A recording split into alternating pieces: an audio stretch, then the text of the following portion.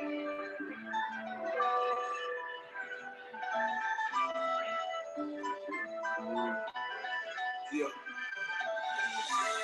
This is a piece I put together called The Man Under the Bridge.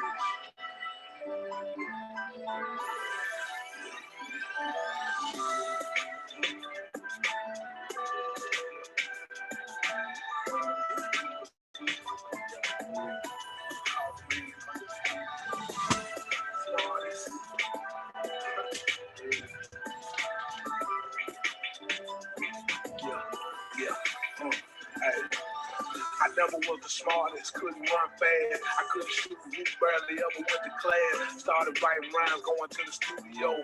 Begging club owners, please let me do a show. It seemed like overnight I got my big break. Shook up South rap like a China earthquake. Top of the world, riding with the top down. Thank God I ain't gotta sell a rock now.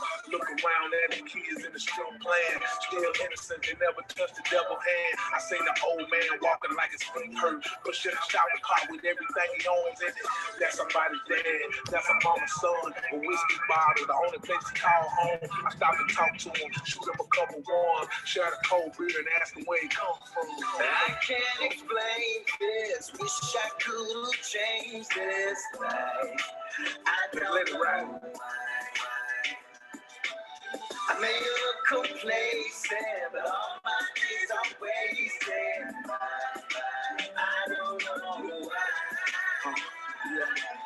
He looked so tired, I felt bad for him. He probably found shit I wondered did my dad know him. He said he got a son and a daughter my age, but he ain't seen neither one of them in decades. He said he went to college and played football. He got 2 degrees and practiced law. He had a big house, a beautiful wife, 2 kids, the perfect American life. Then one day his wife got sick, cancer in the breast, and it progressed quick. A year went by, but his wife didn't make it. 2 young kids now alone, he gotta raise them, and you can still see the pain in his eyes that can't lie, eyes that don't cry. I asked him what happened after that, bruh. He said he lost a job and he just gave up. I can't explain this, wish I could have changed this life. I don't know why. I may look complacent, but all my days are wasted. I don't know why. We just sat there quiet for a minute, thinking about his shoes and if I was in them. He said, young man, don't ever judge me. Don't feel sorry for me because of what you see. I chose this road. The pressure got to me. My family tried to help, but I wasn't ready. Liquor seemed to be the only thing I could do to take away the pain. My kids walk around in shame. I know there's some hard shit to explain to their friends when they ask why you never talk about your mom and your dad. Then he got quiet, just sat there, stood up and took a sip from his beer. He didn't say nothing as he walked away, and I still see him every day. I can't explain this, wish I could have changed this life. I don't know why. I may look complacent, but all my days are wasted. I don't know why.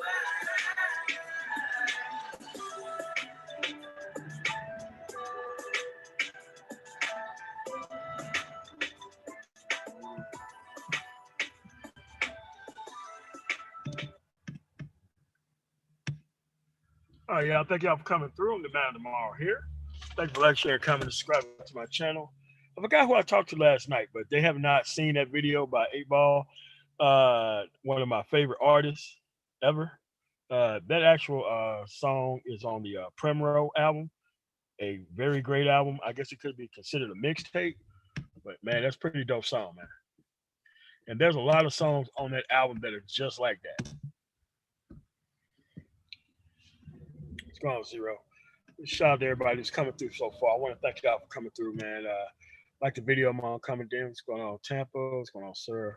Arvayu, Goshen, Chris G, Drunken Cat, Jamal White, Howard Cooper, Timothy Johnson, Melody, Art No Stall TV. What's going on in Zero? All right, man. So this actual conversation right here stems from a long-standing conversation that I tried to have with somebody that I probably should have never. I probably should have ignored his email altogether because he kept trying to rationalize something that he just really didn't understand.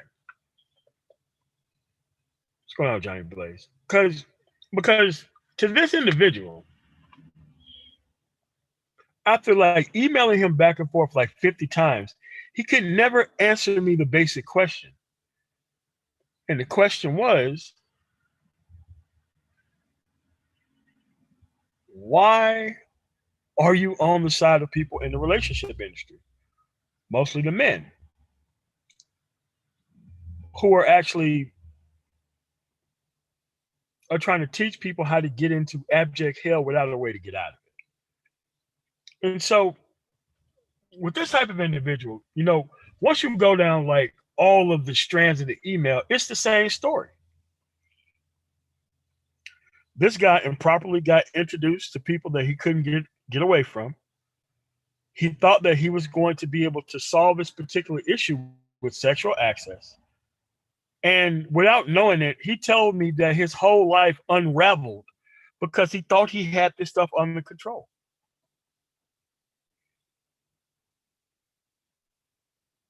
He truly thought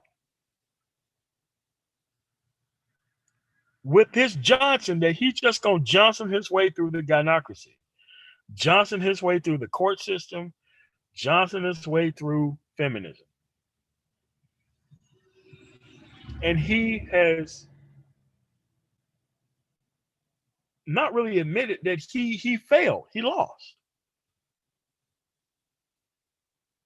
So rather than try to make sure that there's no other person like him being created, this person is making damn sure that everybody else goes through his actual life experience and circumstance as some sort of punishment for everybody else. So, you make sure you do some logic checks with individuals. You make sure that you understand that you're talking with somebody whose brain works appropriately. So, you go through other things and see if his mind works on a basic right or wrong level, which isn't hard. But then this person is so invested in everybody else is going through his bad experiences that he can't see a future for anybody else unless they go through his specific circumstance. And so after putting this whole entire story together, I was like, bro, you lost this thing. Can you not see that the actual thing that you're advocating for isn't something that you even conquered yourself? And there was like this silence that went over the conversation for about 2 days. And then he was back to his, alpha and Johnson his way through it with all these pictures of all these definitely overweight people that he actually slaying within the work environment. So I asked him, if you keep having to repeat the same process over and over again with these type of results, don't you think you lost?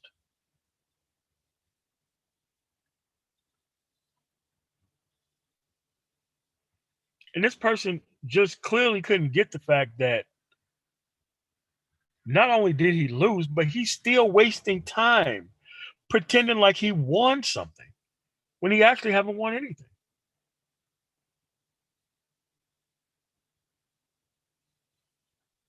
What's going on, Marco? What's going on, Johnny Blaze? Yeah. So I'm like, so you think the world would be a better place if most people went through the same situation that you've been through? And he was like, well, yeah. I'm like, well, how? And he really couldn't even explain to me how that was going to help him or help anyone by going through that. So I'm like, look, listen. So I asked him, how did you proclaim to get to be so good at women after you got your life messed up by it? How is it that you want to see everybody else go through the same type of thing that you went through? Even in the modern era, it doesn't make any sense.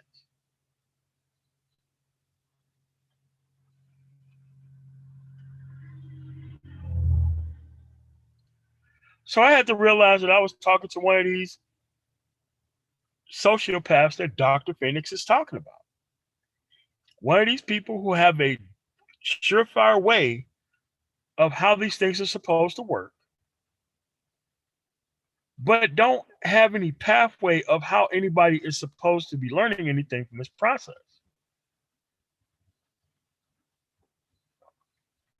So during this conversation, I brought up, I think, 3 different females who do the same thing like the male side that he's advocating for.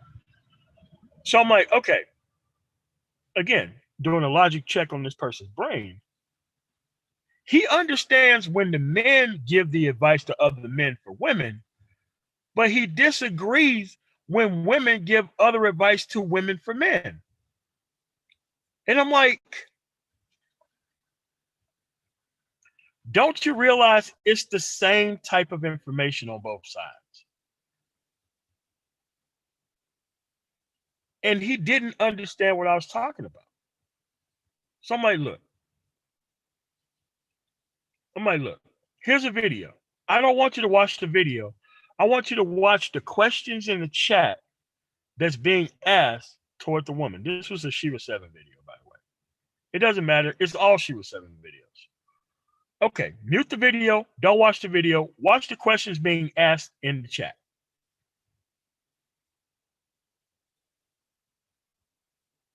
Do you really think there is a game that you can learn in the planet where these people are actively looking for people that they can get over on? Like, what is it that you're going to practice that's going to be able to help you pass guaranteed consequences, past a post hoc rationalization that's going to benefit them at all times? So the individual proceeded to tell me, well, they have accepted the circumstances of the environment. I'm like, I've accepted the circumstances of the environment too. What's different is I'm going to learn the information so that way I don't go past the information. I'm not going to learn all the information on the actual topic and subject and then try to engage in the actual information and topic on the subject. What's going on, Egon? What's going on, Complex? So it's like I'm like, dude, this defies all logic to practice things within an environment that you know beforehand is not going to work, but somehow you rationalize it because you get sex out of it at some point. So then after that particular part of the conversation that fell through, that he couldn't get, I asked him how many kids did he have. We're going through a couple of emails. He refused to answer the question about how many kids he have. Turn around, he has 3 kids. 3 kids, 3 different mothers.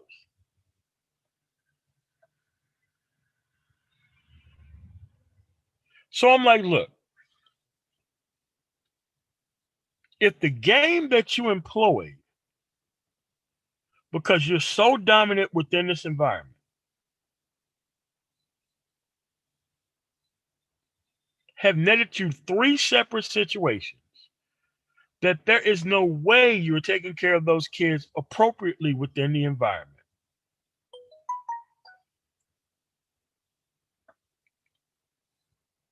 Can you pretty much say that you lost everything because of the information that you think is important, that you think everybody else should know, if not practice within their own lives?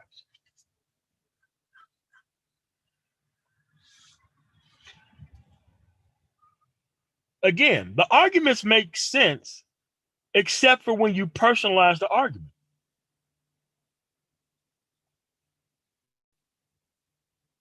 I'm like, dude, listen,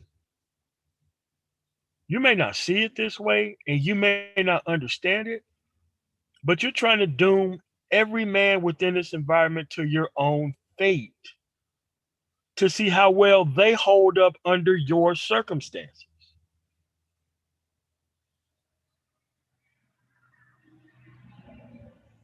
Because the things that this person went through within this environment, he hopes every other man goes through in the same environment.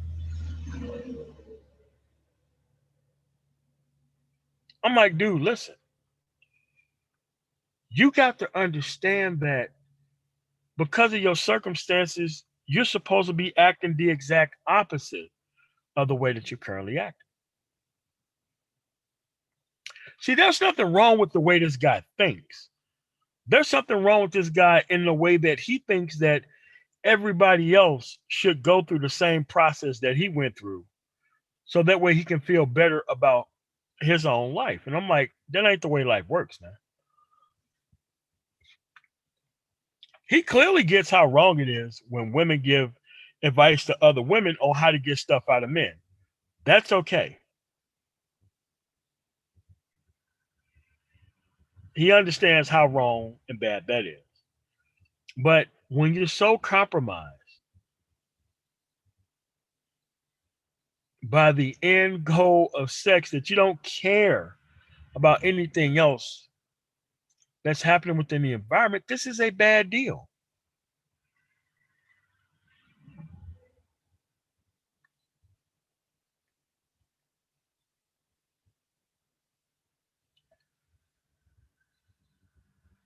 So you have to realize that there's two different sides of this coin. You know, we kind of went over it yesterday, but today I want to go into deeper in depth in it today. Because these people who are selling this information, who's now only talking to each other on the 7 nowadays, they can only talk to each other because there's no way they can answer an open panel full of questions on the stuff that they claim that they're good at. What's going on, Asian? So I'm like, look, we know the problems that people face within their society and environment. So you mean to tell me that all these people within this environment have these problems, but somehow certain individuals on YouTube haven't figured out? And so they try to treat you as if you're somehow less of a man if you talk about the issues in the actual environment before you actually get engaged in them. Now, that's what men do. They're supposed to talk about problems within an environment and move past them. But for this specific individual, he has another way of looking at it. So I'm like, look. So he claims he's good at women, even though he got 3 baby mamas. Somehow, Brad Pitt, Johnny Depp, Dr. Dre, you name it. Will Smith could be sometime in the soon. Probably Kim Kardashian, the dude she see married to. Like, dude, it's like this. The only way you can truly be out of these actual things within this environment is by not engaging within the environment. You have to raise your own profile to the point to where you cannot be hurt by the things within the environment and deal with other people. Because if people are cultured a certain type of way with guaranteed consequences in hand, there ain't no way you can Johnson your way through this thing. There ain't no way, Me Too, you could be talking about formulating rotations in ignorant shit like that, and somehow you're not privy to the actual consequences of such a thing post that environment.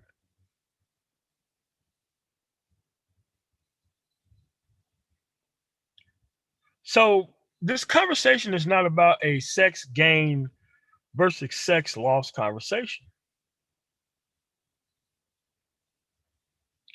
It is about self-protection within the environment, because the information who have the information from which they teach, they haven't went to any type of specialized school. They have not said that their actual information is for entertainment purposes only, even though they are entertainers.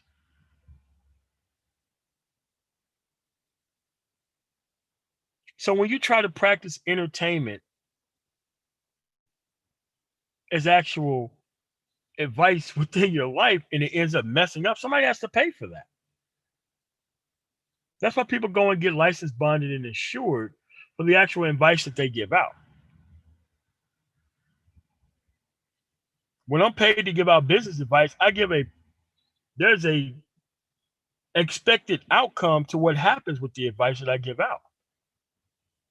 No, you're going to make it to the destination if you follow the rules properly. But somehow these people who give out this sort of information, they don't provide any type of liability coverage for the information that they give out, even though it's nonsense.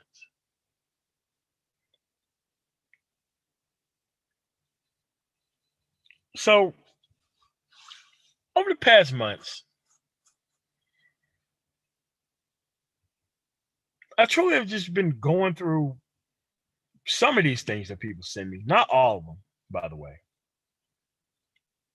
And one thing is very clear, and I'm going to be ultimately clear about this.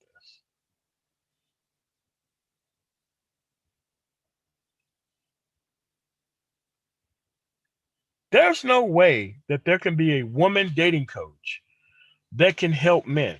That's a hustle. There's no way there can be a female dating coach that help women get over on men. That's also a hustle. There is no way that men who are in the same relationship that they've been in for the past 6 years can help you in all these specific ways that they teach online. That's not possible. You see, the information that you give out has to be practiced by the person who gives it out. You just can't say all this stuff online. You actually have to show some proof of concept.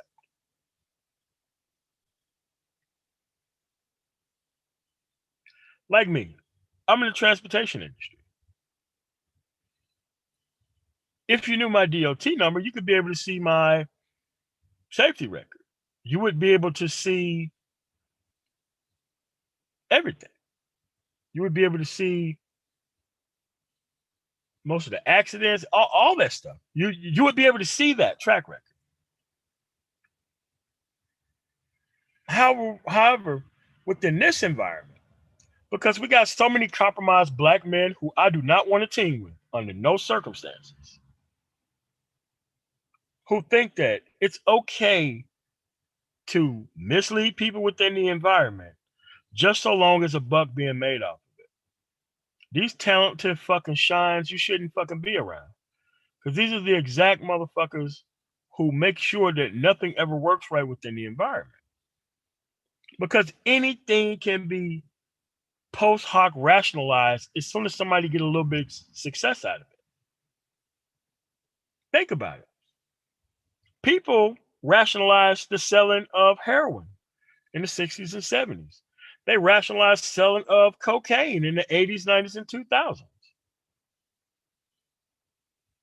Just so long as somebody benefited off of it, it didn't really matter who faced the consequences of it. It doesn't matter how much long-term damage could be done by it, just so long as somebody made money off of it. Not necessarily them, but as long as somebody did.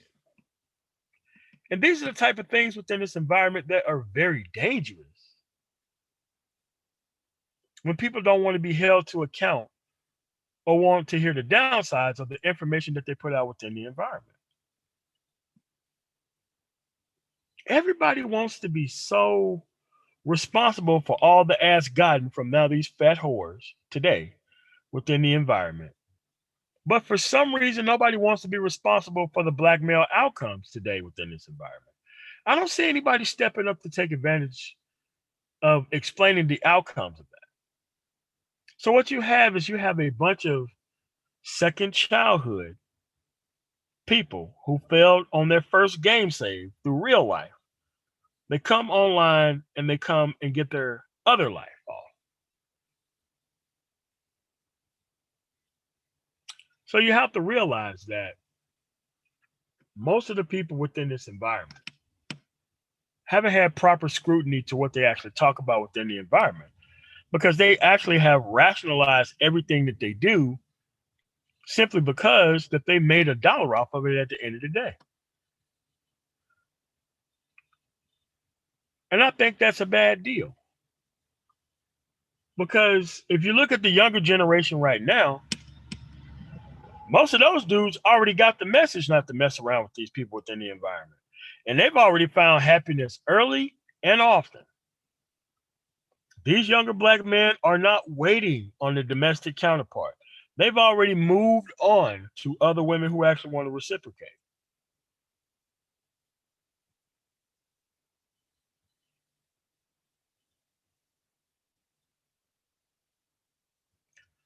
But you have to recognize, like within this environment, that it's actually set up for her to win.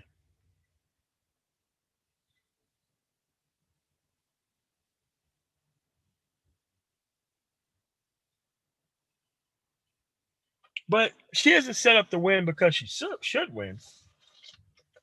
She's set up to win by the men in the actual environment. Because most men in the environment are for open legs. They're not for good outcomes. They're not. It doesn't matter what part of this that you look at. No one can defend the outcomes. Nobody can.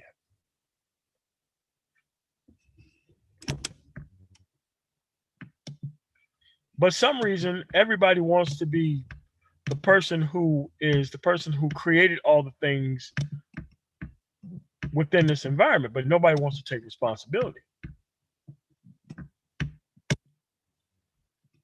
It's very easy to promise somebody else's future to a person that you're not going to help steward the situation with.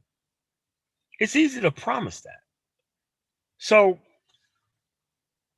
what I look at it as the multiplier effect. What's going on, Jerome? Let's say that everybody practiced a certain type of attitude within the environment. For example, we're going to practice a certain level of disharmony within the environment. Let's say everybody, on a majority of the standpoint, had that level of mind state. How on earth are we going to get to a level of order so that way things can properly grow if everybody can be controlled by the baseline fact that I can make money off of XYZ within the environment? It doesn't matter who it hurts within the environment. What happens when you have most of the men within the environment who refuse to produce actual things that they're supposed to on their own? So they come to an environment and they actually do a couple of things to do this, because it's not a product that can be sold the way it's sold. So what they do is they come to an environment, they fill men with insecurities about not being able to engage within this environment sexually, as if there's something wrong with the men, when we know there's something definitely wrong with the women.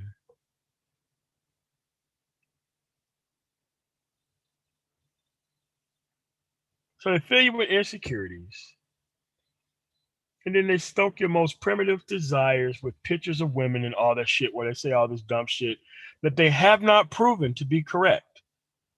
There's not a double-blind test study of any dating coach, no matter how big or how small, because you cannot double-blind test study subjective information. You cannot do that. So when you sell subjective information in a specific context, it is by means fraud.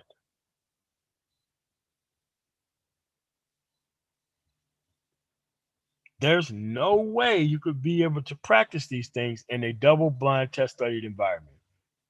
We have excellent cameras out there. The GoPro Hero 9, excellent camera. I cannot wait to attach it to my drone and give you some nice shots. You should be able to see these type of things from all these guys, especially the 7, who claim that they have all of this success within this marketplace.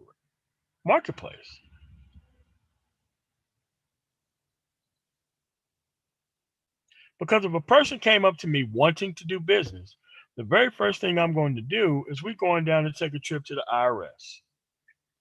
So that way we can match up what you're saying with what your last 5 years were, if you filed your taxes.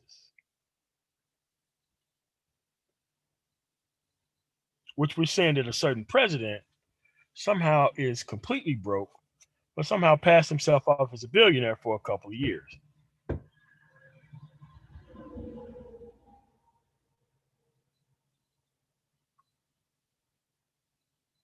So you have to understand that there's a proper way to do things and there's an improper way to do things.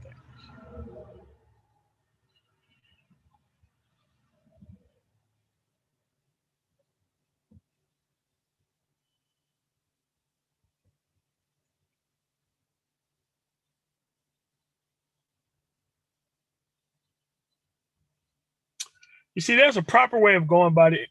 Solo TV, it don't matter, man. You paddling around with those fucking dudes trying to play both sides of the fence, man. So don't even with that, man.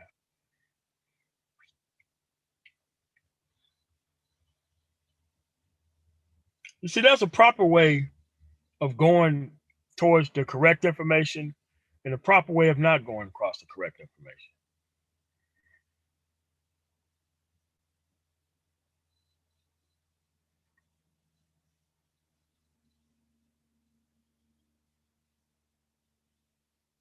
You see, you have to understand that you as a man, you have to go and get your shit together. Because see, a lot of people are trying to dodge the get your shit together part of being a man.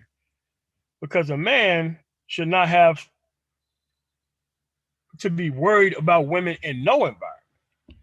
Because if a woman does not respect male productivity, then the man should not be messing with the women within that environment. Because the women are not going to be able to act anywhere higher than the actual things that they were prepared for. Because I'm not going to lie, most of the women within this environment right here, they're prepared to be on the market over and over again. That's what they're coaching for. That's nobody else's fault. That's just what goes on within the environment. And you have to stop acting as if you do not have a choice within this environment where you got plenty of choice within the environment. Plenty of choice you have within the environment. Actually, you're engaging in choice within the environment outranks this so-called bullshit notion of female nature within the environment. Female nature has no sway over a man who has his shit together within the environment. Because if a man chose to deal with a properly cultured woman, regardless of the environment, they're going to have a proper result. If the person that you dealt with has a depth and a respect for men and guaranteed consequences if her ass stepped out of line by her own people, men wouldn't have these problems. I have friends who are Muslim and shit. They women don't act like this. They don't. They also don't have bitch ass niggas and dating coaches within their circles talking to their fucking women. You ain't never seen no, on average, like Muslim women being sat down talking to regular dudes about how much goofy shit they're able to get away with within the environment and OnlyFans and all that shit. You don't see that shit in no other culture but this one. And that is a choice of whether or not you decide to engage in delayed gratification, getting yourself together and moving to another environment, or deciding for some reason that you need to engage right now, that this shit's somehow going out of style and that you really need to get on the ball and engaging in these things within the environment while time is running out for some reason.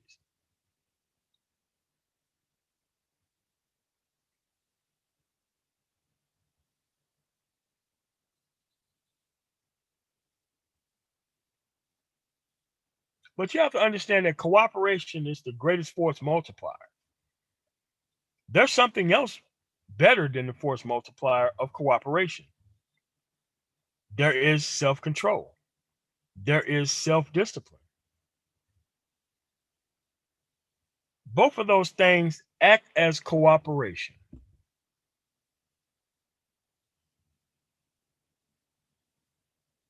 Within the same environment.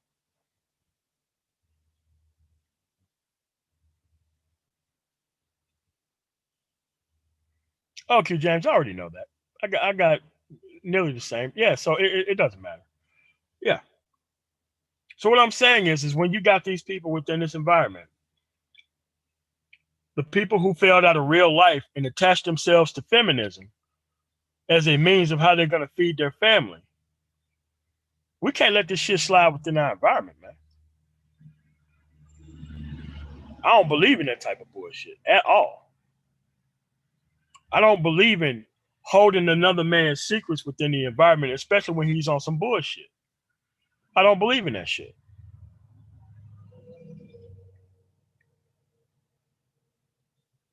I really don't.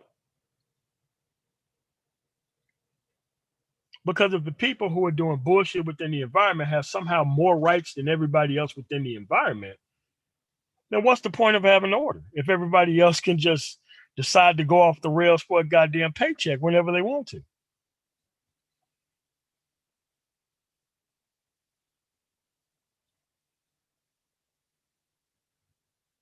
Now that's one side of the aisle. We get the information that the women get. Well, there's two types of women who give information of this sort within this environment. Now that I'm off the men, let's talk about the two types of women who give this type of information within the environment. There is the so-called decent human being who's always single, so that way you can't verify their options and choices within the environment. And then there's the married individual who supposedly have all this stuff under control, but they feel your pain within the environment. I'm just going to tell you why both of these people have a hell of a lot more to prove than even the women that are not on our side. Again, you got to have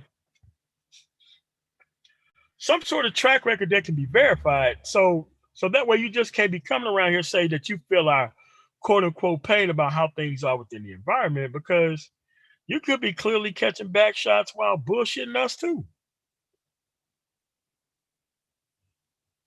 This is why I'm saying that you got to give a proper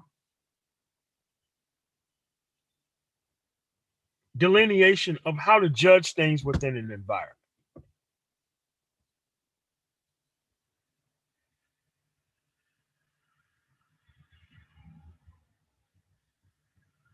Before you can be able to judge things within an environment.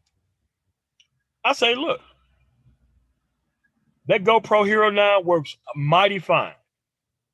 You can go out there in the field tomorrow and give all the results that you want to. But you see, if you're teaching from a specific standpoint, you got to be able to show the results of that.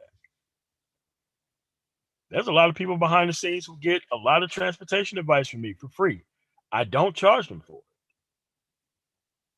And if they follow my advice appropriately, they'd be able to get a sustainable result based on my experience that I have. Information you're never going to find anywhere.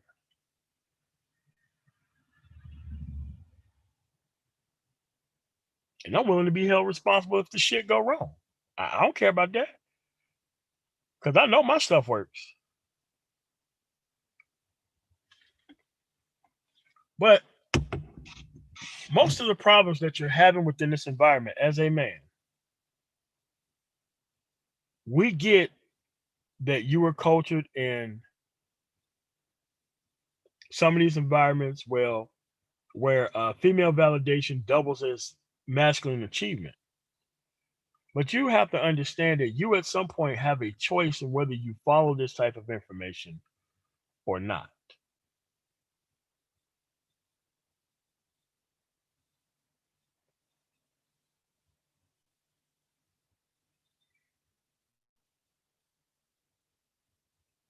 You have that choice. But the people who teach within this environment, they want you to outsource that choice to people who don't know how to choose. And somehow you are to accept your actual place amongst those people when they choose you. And I just don't think that's proper and correct. You see, you as a man should be working on your own, boosting your own time equity so that way you can be able to travel more. Gone are the days where you need to be working 9 to 5 to make 40 or 50 grand a year. That could be made within a couple of months as long as you got the right skills. So right now, as a younger dude, you need to be chasing skills on how to get paid. Not chasing,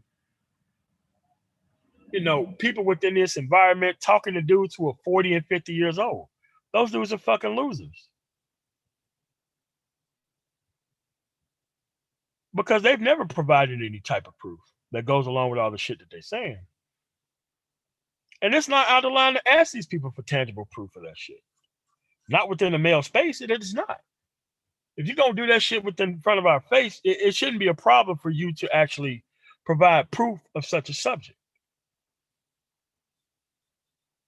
Double blind test study. Like, okay, we're going to Chicago tomorrow night. I want to see how this shit works. Your ass should have been on camera doing this shit already.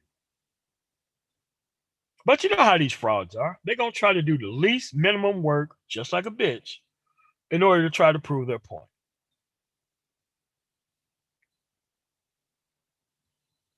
They should have been did this shit. If it worked.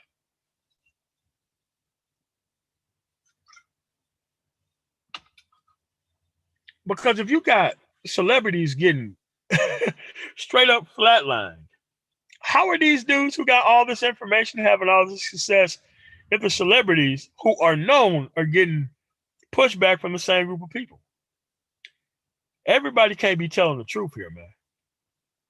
And like I said, I'm not the person to hide nobody's fucking secrets, man. What I'm saying is this manosphere is supposed to be a fucking place where you get your shit together. Not so that way you can pay attention to other motherfuckers talk to fucking women who have not changed anything. That ain't what the manosphere is about. That's what y'all turn the shit into. But that is not what the point it was when we came here. We had 1.0 in the house. Wacky World of O, Soul and Black. They already said this wasn't what this shit was about. This is what these second childhood niggas turn it into, right? So I say we just turn the clocks back and we just start requiring a lot of proof. Because these guys love to talk to each other. But what about turning on that camera and going out into these environments where you so-called stay at and providing that type of proof? Because let me tell you something. Nobody in high society know who these guys are. Nobody in that level of the world would never even trust any one of those type of dudes. They would never trust those type of dudes.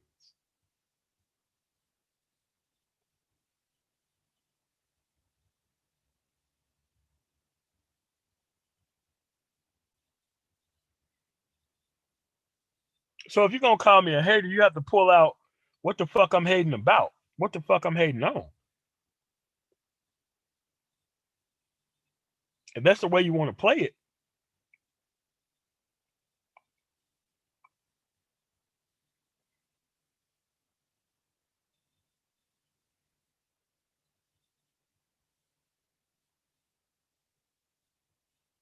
That's why I'm here. Because most of those fucking bullshit arguments don't work on me.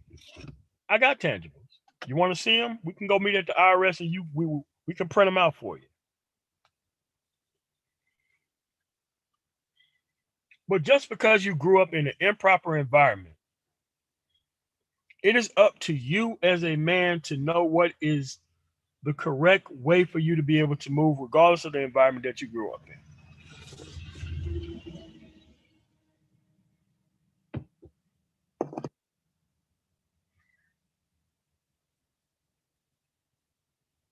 So what you have to do is be able to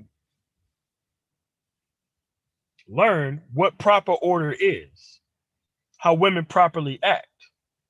You're not supposed to level up through feminism. Like, that's ridiculous and stupid. You're not supposed to be doing business like that. Because if you live your whole entire life dealing with the same level of circumstances as normal,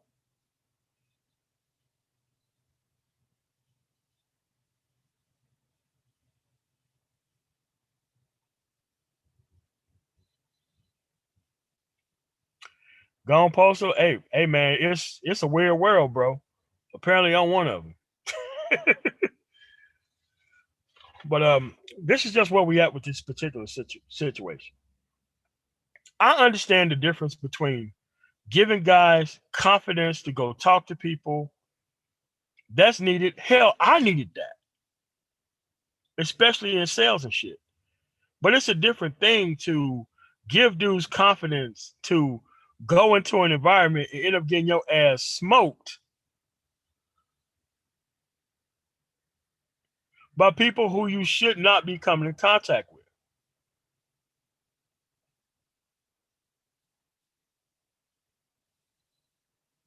It's about the end result of what you're getting into. It's always about the end result of what you're getting into. Because most of these women in this environment deserve to be single. They don't deserve your best self. I understand that you think that for some reason that you're missing out on something because you didn't engage in this shit in the early form of life, but dude, you're supposed to be able to come to battle when you're ready. And you're supposed to be able to come to this shit from a position of power and authority. And if the actual environment is not cultured for that, then it's very improper for you to be engaging in the environment that way. You see, you as a man, most of these people need therapy and counseling, not quick solutions to actual problems. Because we know what the households look like nowadays. It's very well likely that you grew up without men around within the household. And how you don't cut corners with your masculinity by trying to screw your way through an entire environment that could really screw up your life for a lifetime. Because most of these people teaching from this level of expertise have not shown you that they are expert at that expertise.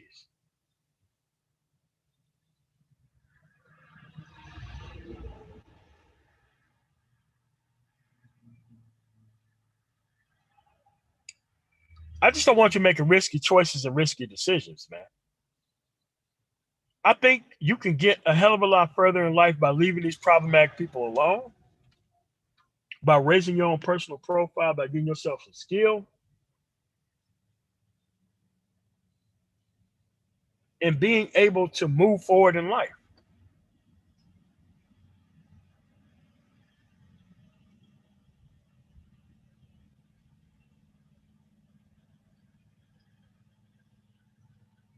But I also think that you should know what's proper versus improper.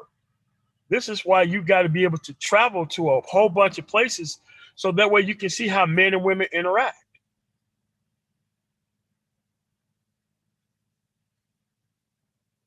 I was in the South, raised as a fundamentalist Christian. I know how that community worked. There was a very, community of sharecroppers in the South. Very low level for nonsense. Very high level of productivity had to be had by all. Your ass didn't work, your ass didn't eat. Your ass wasn't productive, don't even think about getting access to no woman because that shit wasn't happening.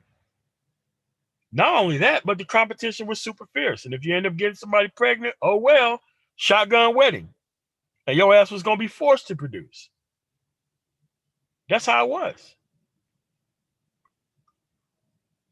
What's going on, Nego? What's going on, fam? No, you talking the real deal right there. That old Southern stuff. Yeah, man. Go ahead. Yeah, and it's just that people have to understand that going towards the proper type of help in society, that's also a journey by itself too. There's a lot of business opportunities I got screwed out of. Why? I went about this shit the wrong way.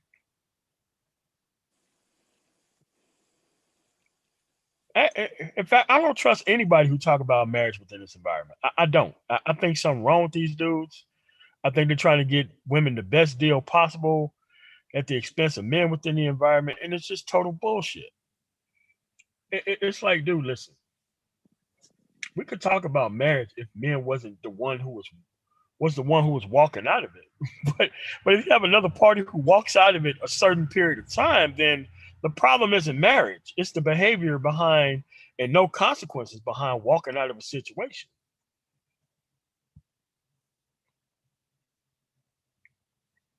Like, you have to understand that these type of individuals don't exist in other societies of men. If there's one thing that they make sure that you do properly, is that you be able to provide or even have the skills to provide for your family.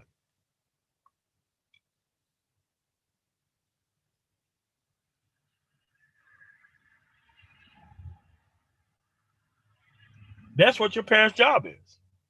Your parents' job is, one, to make sure that they don't pay for college, and for two, for your ass to be a productive individual independent of your parents' help. And it's 100% cool if your ass ain't there yet by 18 or 19. There are ways you can actually still, even today, you can still be able to be productive pretty quickly, but it's going to still take self-control and self-discipline to get there. You're always going to be able to have the height of women when you ain't got shit, because they love wounded birds who actually need their help or validation or assistance. MOT, I'd like to say you also have to speak about a little bit of delayed gratification. You just can't. Yeah. You I talked about that earlier, man. About dude, listen, man. There ain't nothing wrong with taking a couple years off, a couple years out, a couple years away from the shit. Nothing wrong with it. Shit, I had to do it because I was in so many situations around so many toxic ass people. Dude, I didn't even know what up was until I separated from this shit, personality reset, rebuilt some strong ass fucking boundaries and shit, and things started working for me, man. And then I went and got the proper help that I needed with the things that I needed help with, and then it sent me into a whole nother realm of productivity, man.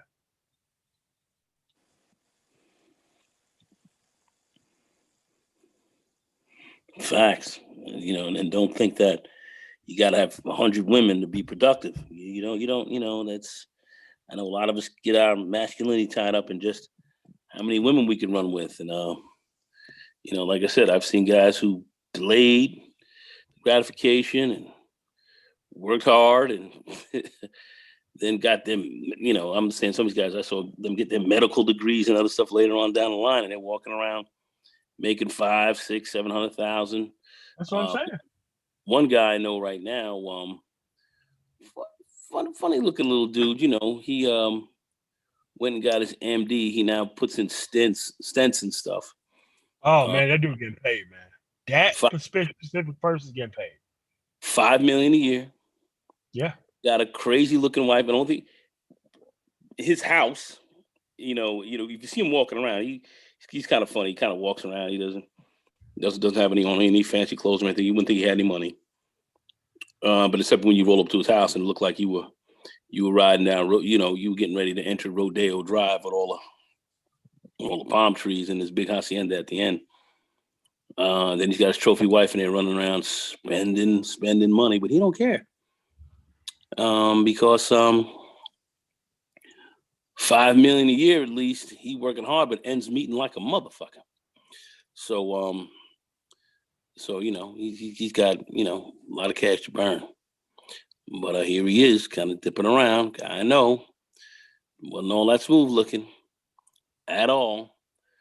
Went to medical school, got his medical degree, he went into cardiothoracic. Now he's up in there, dropping stents, you know. That's all he does, stand around, drop stents all day long. And that's his pay. About $5 million a year. What he does. And how did he get there? He went to the hardest thing he possibly could, had to put in a whole lot of hours of work. And by the time he got out of that shit, he was off to the races for a lifetime. Other cultures and people regiment their kids to be productive by 23, 24, 25 years old. They got a culture fucking wipe. They off the market. Being productive, already got a family on the way. Shit works. Yeah. And his wife, she real fine. You get around her, she got them hungry eyes, look like yeah, I like the fuck, but she ain't gonna do nothing. And she ain't going nowhere. she ain't going nowhere. Why would she? she ain't going nowhere, man. She ain't going nowhere. She got that black card. But anyway, y'all, it's what it is. Blah, blah, blah, I got game, I'm running. Really? Here's a motherfucker walking around here, man, with size 9 shoes. And some other body was talking about how big your shit is. I don't think he walk around nothing big and giant. But I tell you what, that bank account, that job, Steez, is so big, it'll crush you. So that's big. And it is what it is. So like it's always people who failed at masculinity who want to change the definition of the shit when the shit didn't work out for them, right? Yeah, I see a lot of that. I see a lot of that, man. Guys going 2 and 3 marriages, ain't had a successful one in their life. Kids estranged and talk to their son or daughter in 2-3 years. They telling you what time it is. No, like I said, I ain't hating. I'm just saying, hey, it is what it is. That's kind of what's going on out here a lot of times. And that's I've seen that with people it's just all not over. adding up, man. It's just not adding up, man. That's it. I've seen that with people all over, man. You see radio personalities, guys here on the tube, guys here on TV, dudes writing books, all kind of crazy stuff. That shit's way out there. But yet they telling you what's up, So, I have to say, I think it's, like you're hitting it on the head there, you got to really focus heavily, on your development, and and really get focused. It's hard. I know it's hard to do for a lot of people.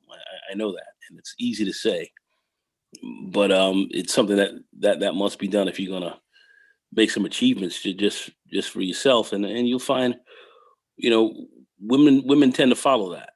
They do. If that's what you're strictly in the game for. I don't know if most guys who are very focused are strictly in the game for women, but that certainly helps to get them. Like I said, I've seen guys who are not that smooth looking, not that you ain't got big nothings on them, but they're walking around with big fat wallets because they made a lot of good decisions going to the right schools and getting it, whatever profession you get into. You can be an electrician or whatever else and do very well. These blue collar guys as well, who are out here, like you said, like MOT in the trucking industry, or guys who have electrical contracting business, and this kind of we can name many of them, plumbing business, or many other type, the automotive, and so forth. These guys will walk around here making $1 million, $2 million, $3 million, $4 million, $5 million a year as well, and they're killing. They're killing it, and I see it. I see all these guys on my highlight tour. They got one guy got a CDL. He got a CDL last year. He's been driving. I call him the driving ass. One of my young, one of my young protos that I got out there, got him going, and he is out there just driving.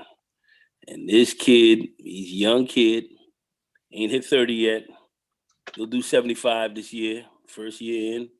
So what he's doing. People, what? 75, that's not really? Work like he's working. He put in man hours, there's no doubt. First started out driving a Ford 450 truck. You know what a Ford 450 is, right? Right, Yeah. Yeah. He was in one of Ford 450s driving. Then they're driving across the country in that. They want him to have a CDL, and he ain't stopped since.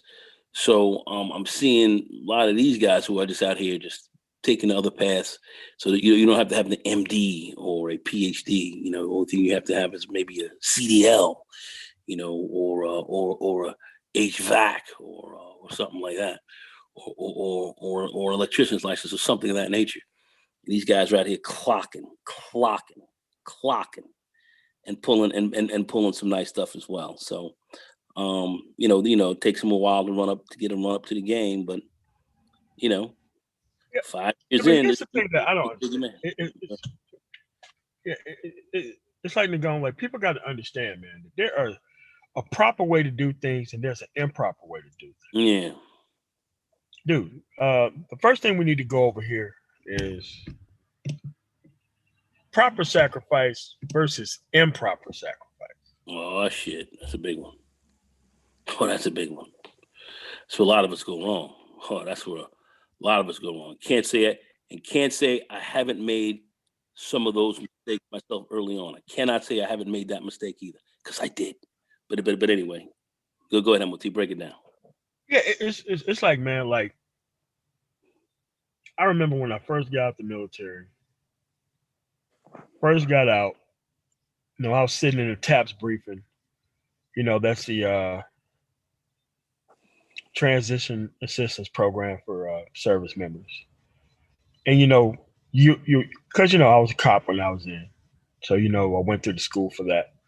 But you seen exactly what you was worth to the world, because there was recruiters who wanted to talk to people, and there was everybody else who didn't give a shit about talking to. And that's when I got my wake up call that, bro, you ain't got no skills but this. And that's when I had to notice, 22, 23 years old, because I went in at 17, that, damn, man, like, I am forever stuck to this law enforcement thing until I get in school. And that's when your boy went right out of there. I went straight to school, man. It took a while, but I did not live above my means. I wasted no time chasing most of these people within this environment that didn't mean anything to me. And I did all the stuff that I needed to do. It took a while, but at the end of the day, I had the GI Bill and I had grants, so I was cool.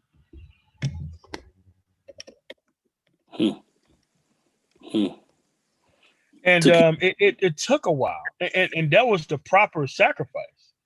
And I didn't know it at the time, because I didn't know where this thing was going, man. I didn't know where any of this stuff was going. I just knew that I was with my African homeboys, and all of a sudden there was a teacher in the class that we was all in, and this guy was teaching. He was like, well, I'd like to hire all of you. Pretty good group of guys. I'm like, who's this guy work for? Oh, I work for this company right here, and this is all I do. I get paid to teach class, and the good students, we bring them on. I'm like, damn. Like that? That's how it was, man. And that's how we all kind of got on, there. Yeah. Yeah. I think, No, that's pretty good, because I think for myself, proper and improper sacrifices, I was going to school, came out, was going into grad school, was looking to potentially become a doctor. And I pursued a woman very early. My father tried to tell me. I couldn't hear him. And I would made that pursuit. I don't blame that on anyone else but myself. And I couldn't hear him. Oh man, he was trying to talk to me, and I couldn't hear him. Couldn't hear him. What the fuck did he know? So that was my view. What does he know? Like you see some of these young guys in here talking shit to the older cats, who have some sense. But I was one of them too. Well, what did he know? Shit. But anyway, I pursued that a bit more than I did. And then when I found myself in the middle of that, then I saw what how that person was rolling, and it was all on me at that point in time. And I wasn't really ready for that in that sense. I had to really be, I had to prepare myself more. And I juggle, I handle things, but it slowed a lot of things down. And I said, I sacrificed improperly. I needed to sacrifice a little more in another area. And a lot of us make that mistake. Not everyone, a lot of us do. And, I've had things work out a little better over the years, but I've been a little wiser, and listened to a little bit more of what that old sage was telling me. That was my old man, and got a little closer. I wouldn't have had some of the issues that I did. I could have avoided certain things, and that's why I'm saying to some of these young cats out here right now. Not that I have a whole lot of regrets, because I don't, but talking to you younger guys out here, really focus on your development and move with that first before you move with anything else. If you're going to sacrifice more for that. People tell you, oh, you don't do that. No, of course you have to sacrifice for yourself first, because good to anyone else unless you're complete. You're better formed, and it's important to do that. And that's a journey you have to you're on by yourself. No woman can take you through it, or anybody else. You're on that journey first, and you have to get that development in and learn who you are first. Very important. Yeah. Well, because if you don't learn that early, other people get to assign that for you, man. And that's you don't want the problem is. Yeah, man. You don't want other people who don't have your best interests at heart defining who you are before you define it for yourself. If they define it for you before you define it for you, dude, you're gonna be in a world of trouble.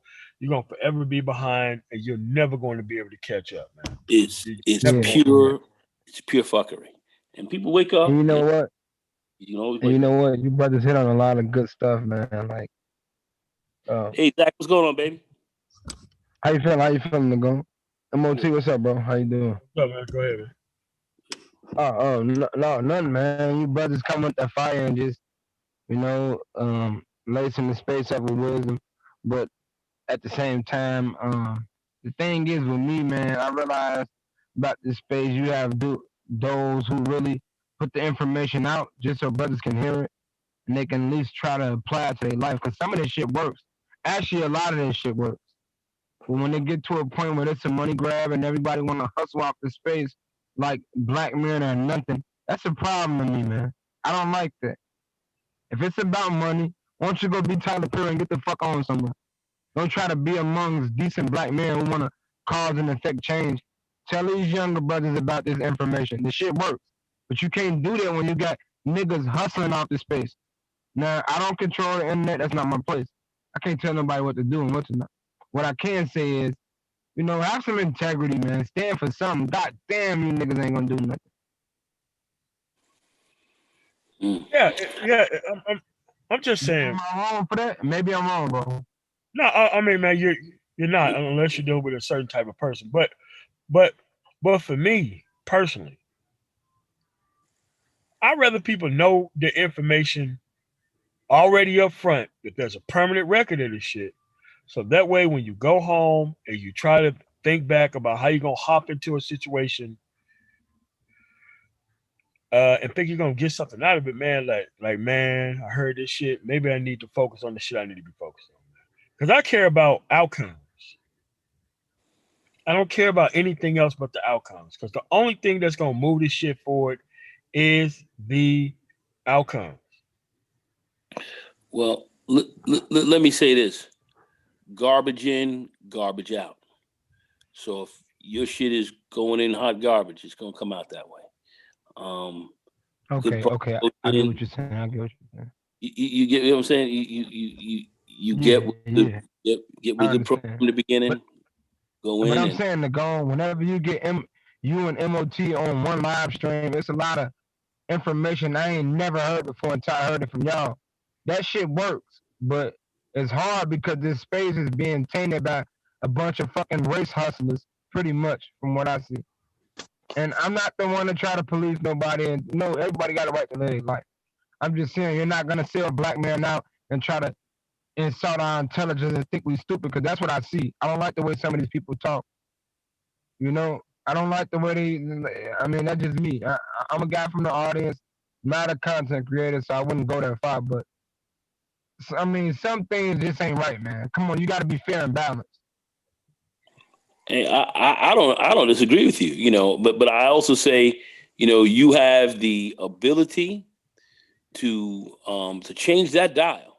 You have the ability to cut certain shit off and turn other things on. Um, and that's how I look at it. You see some people, well, if you don't like what they're saying, don't watch them. At the end of the day, I agree with that. That's true. I have to agree. So and if you perceive some of these people out here as hustlers and bullshitting, don't waste time with them. Don't waste time with them. And that's what I would say. I'm not gonna sit down here and come down a whole lot of people. I've heard like over the last week or 2 weeks, I heard some crazy shit. I'm like, what? So you know, but my view is, well, you know, people are going to have to sit back and look at what's being presented to them and see what level of value does it have for them. If Yeah. you feel it I has agree value, with that. I agree with that. I'm not Yo, even trying to police this space. That's not my job. I was just saying, like, man, I like the content. You guys come with a few different other panels, and I've never really been personal and try to disrespect brothers like that. But I don't like the fact that some people talk a lot of shit. To me, even when I turn this shit off, like, it's a lot of decent black men out here who focus, got a job, 2 jobs. Some of them own a business, some of them been to the military, and they have their mind together. And no one support us. Everybody try to shoot us down like we nothing. And I don't like that, man. This is the space where I come to. So, and I've been here for 3 years. So, oh man, you talking the real deal. Cause see, that's where I'm at with a lot of this. You know, just with this COVID, the business piece, dealing with a lot of brothers that I personally deal with, who are one, just like you just said, them 2-3 job working cats, and they are going all in to make it happen themselves. And you know, you know, it kills me, you know, to see people talk against us the way we do and not really know what we really are about. And it's very bothersome.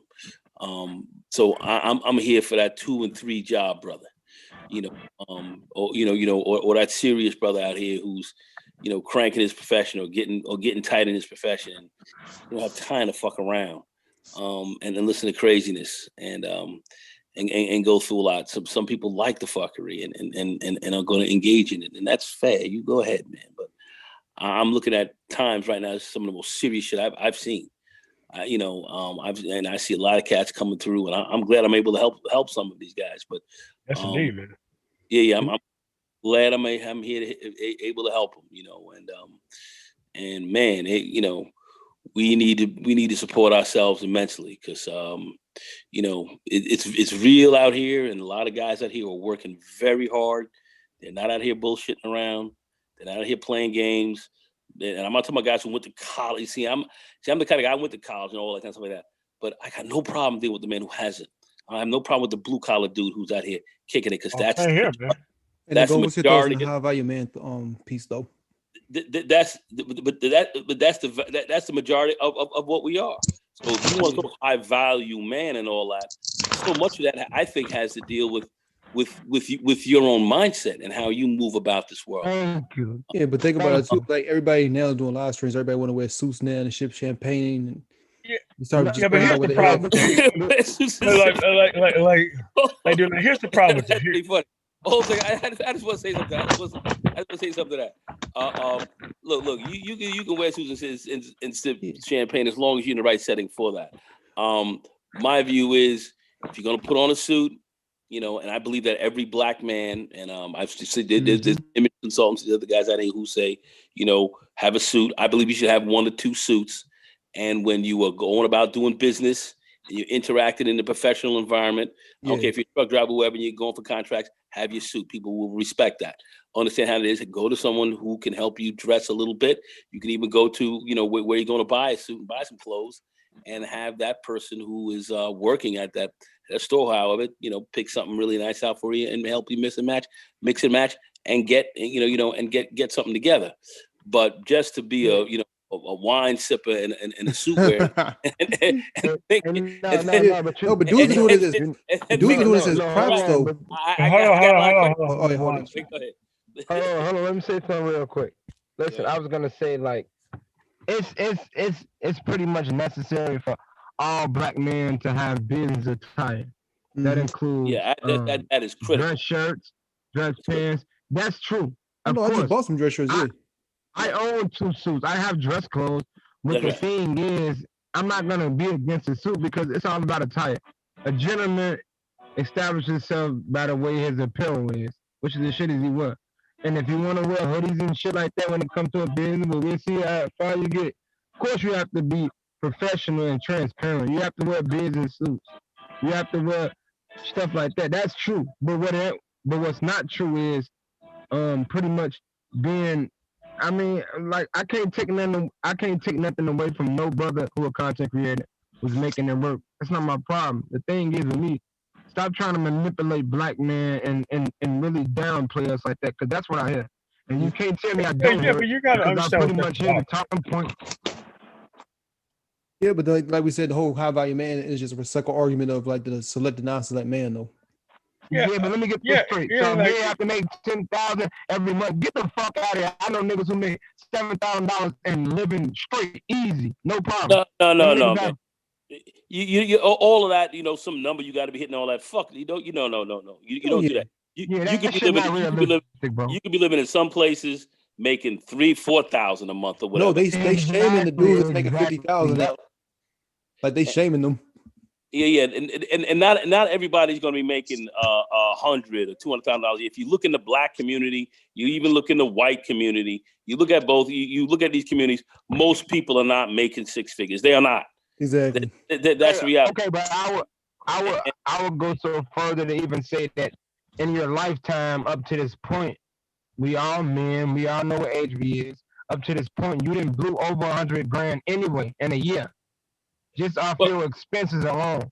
That just proves that people saying that standard is low. Oh, yes, there's people who make $100,000, but that's not nothing to make. You have people who make way more than that, and we have made it. You gotta really calculate all the expenses in your life, all the money you ever had, bro. And that's true. So I don't believe that whole notion of you gotta have this, and that's not true. I know some people who really make less than me, but they live comfortable. I'm in there. Exactly. You have to understand what that's about. I want to say this. Hold on. I just want to say this. Okay. Hold on a second. Like, you have to understand what that's about.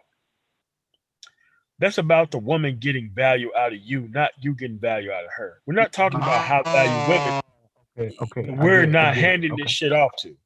We're not talking about handing this shit off to high value women. We're talking about dudes being high value while women ain't got to do a motherfucking thing. No, they just signed away the terms of their surrender. That's why it's just negotiation. Yeah, like that's all it is. And I mean, I ain't got no problem with doing all that shit. But if you're gonna come up with a concept and term, you better make sure that you got this shit hammered the fuck out.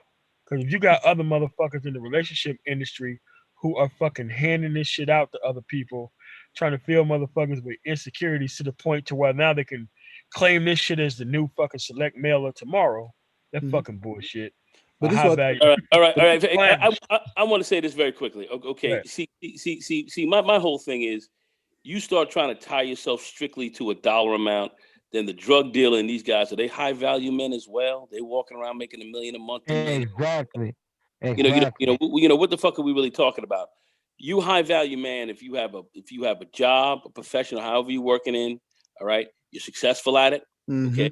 You're successful as you can be at that position, whatever you're doing. All right.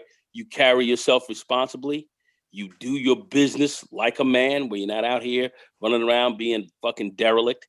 You're handling your business, and you have a good amount of pride in yourself. You have pride in yourself. Whatever you're making, you've got pride in yourself. People will see that. They'll see that off you. Now, some will accept it, some won't. The ones who will accept it, those you can play with. The ones who don't accept it, keep it moving. All right? Don't let anybody else sit here and structure what you should be. You know, the name of the game for you is you have to do the best for yourself. And if you're doing the best, a lot of guys are bullshitting and not doing the best, but if you're doing the best for yourself, you should find some level of success, and you'll find some level of happiness for yourself as well. To sit back and try to say, hey, I gotta have this, I gotta have that, I gotta be doing this, I gotta be doing that. You know, come on, man. I mean, if you're so high value, man, it's all about making the money. You got to make it 10, 20, 30, 40, $50,000 a month. You could be slinging rock and doing that. These are high value men. That's not the bottom line. That's not the bottom line to the game. It's not. But it's like people want to play the whole keeping up with the Jones game too. Exactly. But do the best for your development. That's the name of the game. And the high value man, he places high value in himself. That's the key. That's the key. Yeah. No, that's the key here. I think I'm not worried about what some female thinks. Fuck, I'm not worried about that. And quite frankly, I'm not really too worried about what any other Negro thinks. Okay, I care about the people that I help to mentor. I care about the people who I'm trying to give very good advice to, which they can take or reject or keep it moving. That's on them. All right, but I care about those guys. At least tell them the truth. At least tell them. But you can't lie in the space when there's a lot of egos in this space too, who just want to like prove something. No. But you know what? This space represents, in some case, I hate to say it, the black community. For example, like just the whole notion of certain blacks in this space feel like, I don't believe that. That's what you think, nigga. I don't give a fuck. Nothing matters to a fool, and I realize that about certain black people. They don't really want to have some type of order and decency about how they carry themselves. And you can just hear by the way they respond. They say, I don't believe that shit. I got pushback. I got this. You don't have nothing. You fucking ignorant nigga. You understand? Malcolm is dead over niggas like you. Ask yourself this. When Malcolm was doing his speech, how many niggas you think was sitting in the cut like they gonna kill that nigga? Yeah. Hold on a second. You thought that? Hold on a second. You know, we didn't get Mr. IMP in here yet, and we didn't get a sorry about that. Or Black Sheep. But go on ahead, Asian first. Oh, man. Thanks for having me on earlier today, man. I had a phone call earlier. I had to get the fuck off. So that's cool. Thanks for having me on. Aizen. Yeah, no problem. Salute to everybody. Thanks for coming on. Yeah. I'll go when everybody done. This is a great conversation, man. The truth is, we all know that high value man deal, the only thing it has to do with is how much money the guy actually has. The thing is, as a man, you should only worry about your how you value and the quality of yourself based on your actions and how you move throughout your everyday life and how you interact with everyone else. Very true. That's what really matters. Because the truth is, most guys, they don't really require a whole lot to live, within their own comfortable means, and that's what it's all about. It's only when you start dealing with women that the guys actually start wanting more of this and wanting more of that. Unless you just have more lavish things that you actually like, but it's usually the case. I mean, these guys doing all this and spending all this money is for the women, and you should never worry about that. You spend whatever you spend for you because you enjoy it. Yo, Aizen, crazy. I was about to say this real quick. I know some dudes, they making like good money, but they happy like living in an apartment right now though. Right, exactly. Exactly. I'm going through it now, bro. I've been saying that, but bro, it's crazy not to cut everything off, bro. Bro, I got family members. Oh, you in that little ass apartment? Actually, it's not little, but you would say that about me. You ignorant nigga. That's why I had to get the fuck away from these niggas. One thing I do know is niggas, and I know how they think. I know what they're about. You see? Oh, Mr. It's crazy, man. Mr. IMP got his hand up. He does. I'm trying to fucking cycle through this shit. Go ahead, IMP, man. Yeah, I have a question. So I was recently asked about a little business proposal, and it started to smell like a scam. They wanted me to put like $1,400 in, and then about 4 weeks I'll get about 11K back. Yeah, it's a scam. No, Next that's question. Yeah, That's yeah. that's the Hey, anything Instagram else? scam. If it Not sounds even too good to be make sense, true, bro. it usually is. Don't do it now. Yeah. No, don't do it, man. I'm You know, Because good move for coming in this space. These brothers will give you some information. yeah. No, they doing the Nah, same man, shit on like, Instagram, Sounds bro. too Don't good to do be it. true. It is. Yeah. yeah, I mean, you know, I I would looked run at for a like majority of them, and they're all trash, man. Yeah, man. You know, I mean, All the way. we've all lost money here. I'm sure we all have. I've lost some money. I know a lot of the guys have lost money. I've lost money, and I lost it real smooth off. You know, the guy, oh, come on in here, man. We got this going. All right, man. This looks real good. let me get it. Let me get in here. Let me get in here. Gone. Out of here. So, real smooth. So yeah, I mean, a lot of us have been hit. So I would say, too good to be true. It is. You know, just like those Western Union scams, though. Yeah. Somebody we can flip your money for you. No, don't do that. Yeah, they're gonna flip your money. The whole scam is whenever you're dealing with somebody that asks you something about your route number or account number or putting money in, it's a scam because that's not how business works. I was thinking that too. Yeah. Yeah. Just the fool and the money lucky to get together. So be very wary. Be very wary of things. Yeah, you better about scratching the lottery, man. Yeah. People are scamming us, man. You know, people are scamming us. You know, especially now, COVID time of the year. Let me ask y'all fellas something. Oh yeah, most definitely. Can I ask y'all fellas something? Yeah, Zulu. Ahead, What's going on, MOT? What's up, everybody? Yo, What's up, What's Zulu? going on, Zulu? What's going on, baby? Not much, man. Let me ask y'all something, man. If you are a high value man, right, or claim to be, why do you need to come to YouTube and make money? Thank you. Good point. Yes. Keep going. Come on, keep going, Zulu. Go ahead, bro. because niggas know there's money to be made on the YouTube. That's why. Yeah, but the thing is, money if you made the space. But when you talk from a perspective of 10K a month, so 120,000 a year for a 5-year period, and if you're already at that status coming in the door, what is YouTube money to you? Why do you need donations? Why do you need to charge people for consultations? Well, they're trying to make that 10K a month. They're trying to make that 10K a month for the next 5 years. That's what they No. Y'all have to understand. People need that disposable income too, though. Yeah. Listen, whether we like it or not, this space is a gold mine. I see it. Yeah, I understand that. If you I understand that. a day over $50 is over with. So we see what these brothers is doing. But why hustle the space when you got brothers from different states on here? Philly, Texas, New York, Chicago, St. Louis. Like, come on, man. Like, this is why niggas can't get nowhere. Because once it's something, man, bro, you gotta keep your eye on niggas, man. You know a nickel slick nigga when you see one. Why you think some dudes say we ain't starting to stream until I get 15 cash apps or super chats? Hey, and the other thing you have to look at, I mean, look at all these guys around here starving for female attention. That's why you. Oh, my bad. Go ahead. Hold on a second. I think we got a high value man who's going to tell us how much he's worth. $1 million. $1 million.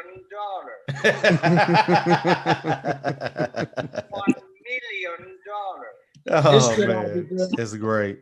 Dumbass.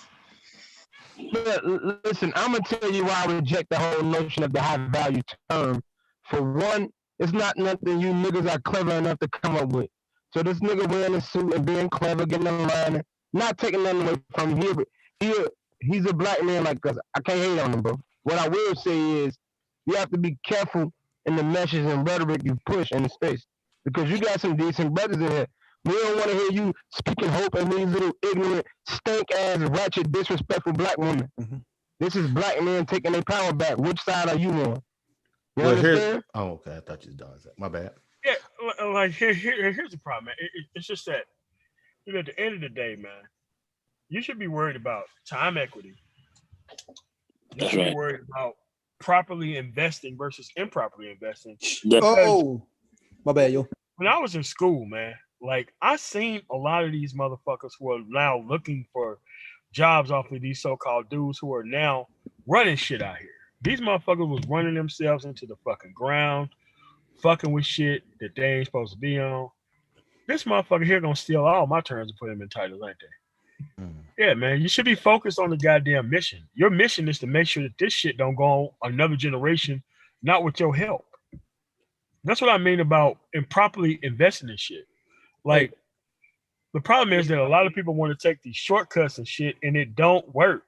It didn't work out for these people either. So you have to realize, man, that most of going after the right help is going after the shit the right kind of way. Right? So you're not gonna call into no motherfucker for fucking help if he ain't on the shit that he's supposed to be on. And then you trying to ask this motherfucker for help, then you turn around and try to make a point off your motherfucking ass to fucking go after his real audience. That's what I'm saying. That shit ain't hating, dog. That shit is some fucking whack ass shit that should get your ass kicked by the space and never come back. Thank you. Man, some people like targeting disenfranchised men who feel defeated too. Oh. Yeah, but can I expand on that, MOT? Hold on, Zach. Let me. Go ahead. Can I expand on that, MOT? What you just said? Okay, so this is the thing that I pointed out, right? You have young men coming into this space. It's not normal for them to be high earners. Mm-hmm. Yep. You have broken men who have suffered divorce and lost everything, or some dudes have made mistakes and lost everything. They come into this space, and when they hear that, they get discouraged. Mm-hmm. Okay, And they had money. yeah. So the thing is, like, the concept itself was flawed from the beginning. Like, whoever came up with the shit, they didn't really think it out. And then they didn't really know how to direct it to where it applied at. It's like me, like, if I were to say it to a young buck, I would be like, listen, it's not normal for you to be making this kind of money right now, so you should be doing certain things to build your future up, but put this in your playbook for later on.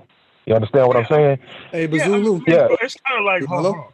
So it's kind of like how a drug, like a dude in a drug game would be like high-siding on like a fucking high school, knowing goddamn well he's getting this money the right way, and then that he's doing this shit to somebody who ain't got no fucking chance of making the type of dough he's making anyway. So it's like, look, you got to be doing the shit the proper kind of way, so that way you can get the right type of result out of the shit. Because incremental progress is the best kind if done right. Yeah. Hey, MOT. You know, crazy too. We got a young kid who go on Instagram, look at these rappers and all those other kids making this quick money. Then they come to YouTube and hear these dudes talking about high value. That's gonna like discourage them too, right there, though. Yeah. Exactly. That's what I was saying.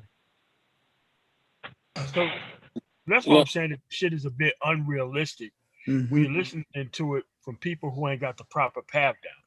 Me, I'm not gonna lie. It took me to like 34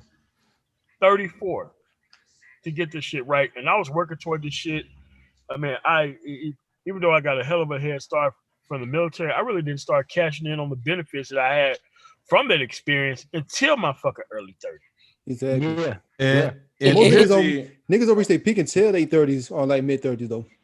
Well, let me tell you, and this is something that has not changed since these statistics first started coming out. Do you know when your biggest money earning years are? 40 and 50. Between 40 and 65. Damn. No, those are your biggest money making years. No, because my dad ain't reach his benefits until he reached 50 though. Okay. Now I want to say this. Now, why is that? You've had guys who've come in their 20s, have made some really big money, blown it, had to rebuild their game and come back again to learn. There is an intrinsic value in experience and in learning. That's the game. That's when you really start to get this game down. Man, the knowledge I have now, if I had it when I was 25, I'd have been an unbelievable monster.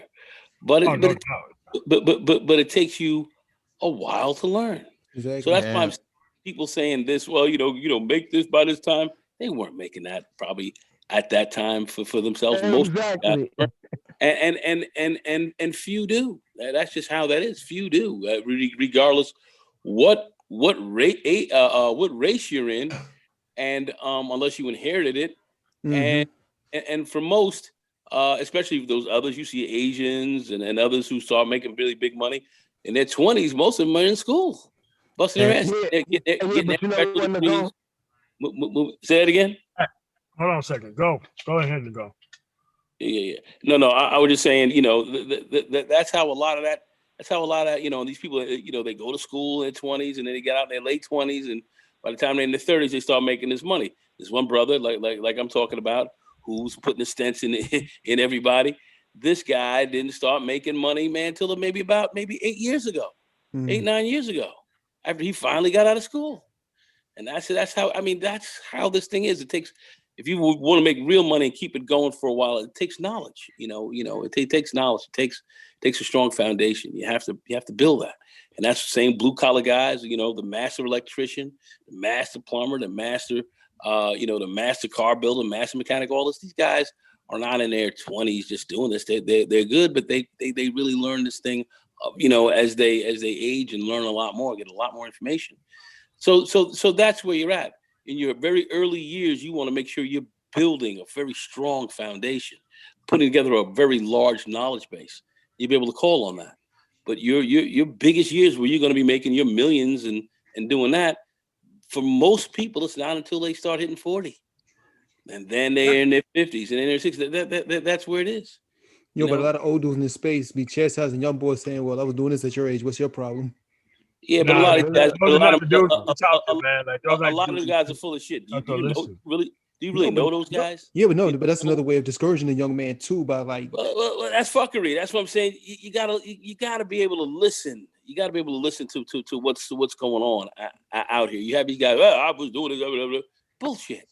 I went to school. Bullshit.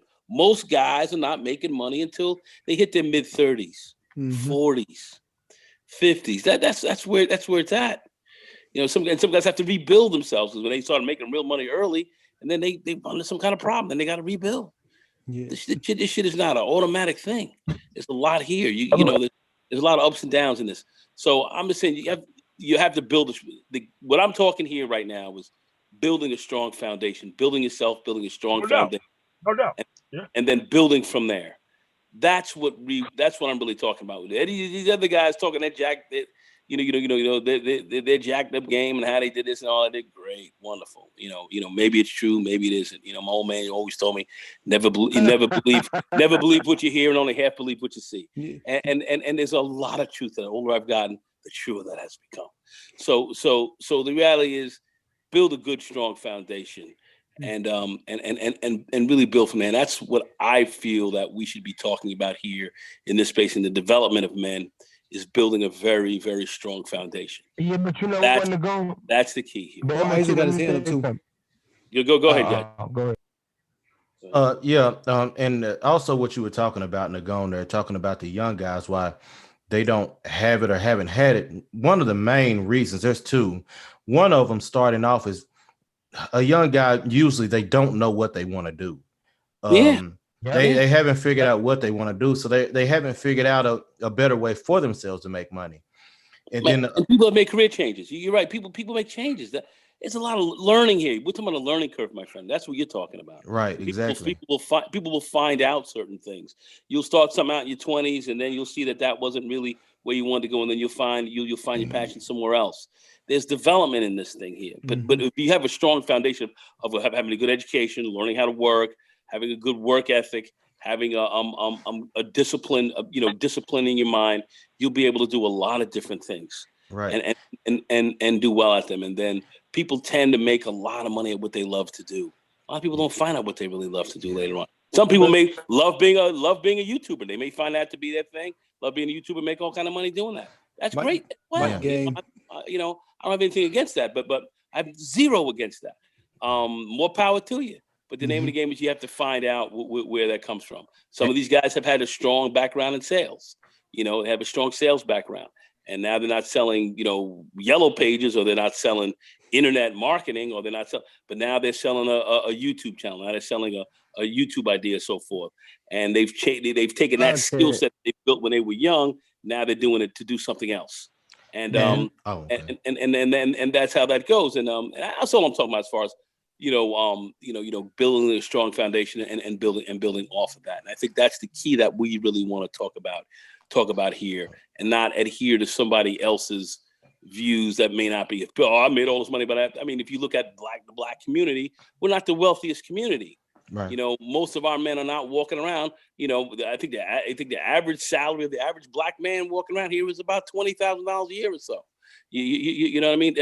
That's where we are on the average. Yeah. We're working class people. So there's not a whole lot of people running around out here making zillions. That's bullshit. Right. That's not what's going. Yeah, but you got a bunch of people who are making good money. Yes, you do. Discourage everybody.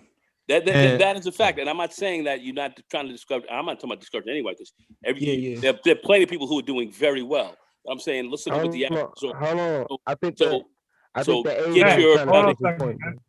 Yeah, I'm saying, so get your foundation together, and then build from there. I'm not ever being discouraging. There are plenty of black men who are making some nice bread, and doing very well. I mean, to hundreds of thousands to millions. There's no question. And certainly we all want to be there if we can. That's how it is. But can I touch on that to you, brother? Not everybody is, but yet build a strong foundation, build a strong background, and you'll still find something that's very good for yourself. So I think that's the key that I really want to talk about here. Get that foundation together. Get your mind right. That's one of the key things, that I talk about all the time. That this is very important to move forward here, and learn, know yourself, and then learn other things as you build. And I think you'll find greater success that way. That's what I've seen over these close to 60 years I've been walking the earth.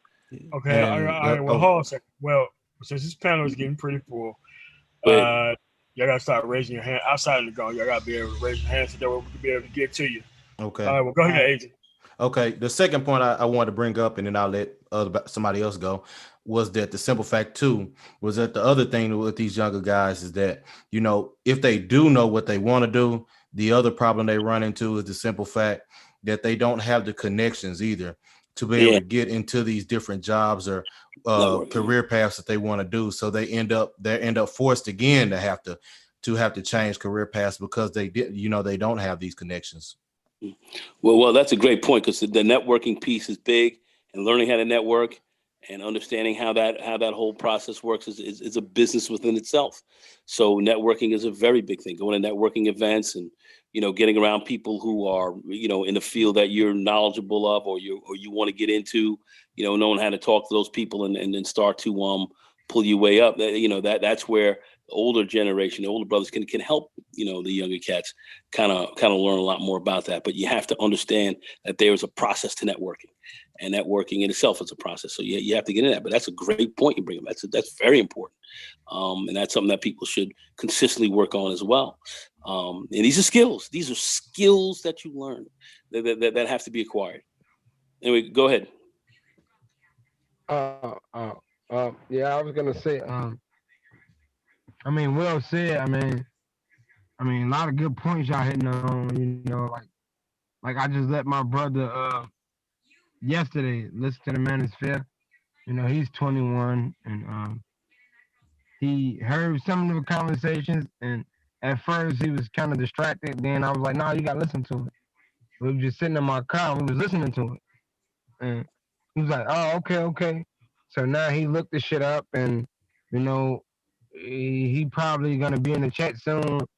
He's one of them people who listen to it, just click on the channel and listen without commenting, being in the chat. But yeah, I think that this space can not even try to change people, just from people talking to you, but at least give you some information where you can be like, damn, I was right about what I thought. I've been thinking that for years. Because there's a lot of shit this space say that I've been thinking about years ago.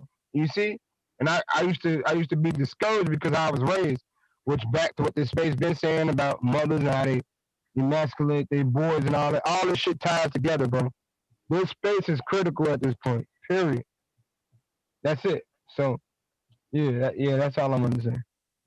Mhm. We got Zulu Gullah. Right, man. What has happened in this space within the last few months? When I came to the space within the last few months, I went on some good channels and on some good panels, and I literally, I guess it was the luck of the draw because I made money in real time off some advice and off some strategies and off some processes recommended. So of course, I did my own individual thing out here in the real world, what I normally do, but it was an addition. Now, the thing is, I seen this coming because I called it out, and I mean, I dealt with it, to the particular individual and got kicked off that platform, and I've had no desire to go back. Okay, and the thing is, there was disingenuine, and then like all these onlookers or followers now that's on board now are not authentic because the message was clear cut. The initial intention to come into the space was changed. It was changed in order to make money. And then, as MOT said, I witnessed men being thrown under the bus to appeal to women to get them to donate. You're not a man if you believe in 50-50 on one stream. On another stream, a real man pays for everything. Okay? Now, these guys that are supporting this are picking and choosing the later talking points based on the fact that some of the conversation has been tailored to try to balance out between the men and the women so the money can keep flowing in. But these guys won't go to the initial conversation where there was man bashing for women in order for women to take hold of this concept and start throwing money at it. You when you look at that and you see all these guys running around this space, it's like, dude, I don't even want to talk to you no more because you ain't got no backbone, because this is some fake shit with some fucked up shit. But because the success is there, y'all just gonna wipe the slate clean. There's no integrity, there's no morality. And then people are saying, well, this space needs to make money. Okay, this space does need to make money, but at the expense of who? So you can come in where the space was supposed to be helping men, make money off men, shit on men, bring women in, make money off them, and put yourself on a pedestal, and then tell everybody like, oh, it's okay because success is here now. Yeah, I just don't get this shit. No, but what you're bringing up is a post hoc rationalization after you did some fuck shit, right? So it's like, look, right? Man, it's like to me, I don't have to rationalize what the fuck I do. I don't have to rationalize what the fuck I'm doing. I don't have to do that. So it's like, look, everybody thinks success fixes everything. Yeah, but that's an entertainment. I'm not an entertainer. You know what I'm saying? It's kind of like the verified path is only good once it's golden, but after it becomes golden, that's when it's good. And I just don't like fucking with that type of idea, man, because you're always going to be at the behest of anybody trying to turn the space into something else. Me personally, I don't trust any motherfucker talking to women for any fucking reason at this point. You should be trying to get your own shit together independent of what these motherfuckers are doing. Because guess what? Regardless of what you're doing with your fucking life, they're going to do what they do. That is when you're trying to cash in on this shit, like, dude, why the fuck are you trying to catch this shit right now? You shouldn't be trying to. You should be trying to make sure that you have a higher position to where your ass is not beneath the fucking flood, bro. Yep. That is a fact. People seem to worried about it. People miss this. Yeah. We had opportunities who roll through here though too. Oh shit! I mean, you gonna see that? You gonna see that all day long. Because I think I removed too many hands at the same time. Oh no, you good? Sorry about it. No, I mean it was your turn to speak, or maybe Zulu Gullah was done talking, or Who's up? Well, I'm about done. Let me say one more thing. Like all these guys running around here taking up for this nonsense that transpired. Their only argument is that you should wear a suit, and people have a problem with not actually being able to make that amount of money. I'm like, nobody has said that. Everybody has said that they feel betrayed based on the fact that you came in claiming to help men, but when you couldn't profit, when you couldn't get the donations and the numbers on your streams for that, which you weren't helping anyway. All you were doing was talking, offering consultations. I know brothers on here, if you give them $5,000, they're going to give you a 30% profit return on your $5,000 based on being involved in real estate, and you're going to have documentation and a receipt, records for the money that you donated. I don't need to give you thousands of dollars for you to try to tell me about, how I should go about my business idea. I need something tangible if I'm going to kick out that kind of bread. You want the regular donations and then you want to charge for consultations? Lawyers give free consultations in the real world. So this shit then got kind of ridiculous when I look at it, and you got all these guys just running around circle jerk. I just don't get it. Like MOT, you said, entertainment. These guys know that if they get scammed, if they get done wrong by somebody, that they'll feel fucked up. But people are trying to blanket. People are trying to blanket, somebody doing something that's unethical based on the fact that they are achieving success. And I'm to the point to where, like, a lot of people have go ahead. their credibility within the space by saying and even doing stupid shit like that. So at the end of the day, I don't worry about it because this shit has a very clear track record. Like, this ain't the first time this shit has happened. And it's not, and it won't be the last. It's like, dude, listen, what you have to recognize is what's the consistency level of the message that's being promoted here. That's it. That's the only thing that matters. And what you have to realize is that at the end of the day, that's the only thing that you can do here is present a very straightforward message. I get some people here are making money, y'all, entertainment and blah, blah, blah. Dude, I'm not here for that. I'm here for the regular 1 point fucking message. That's what I'm here for. Yeah.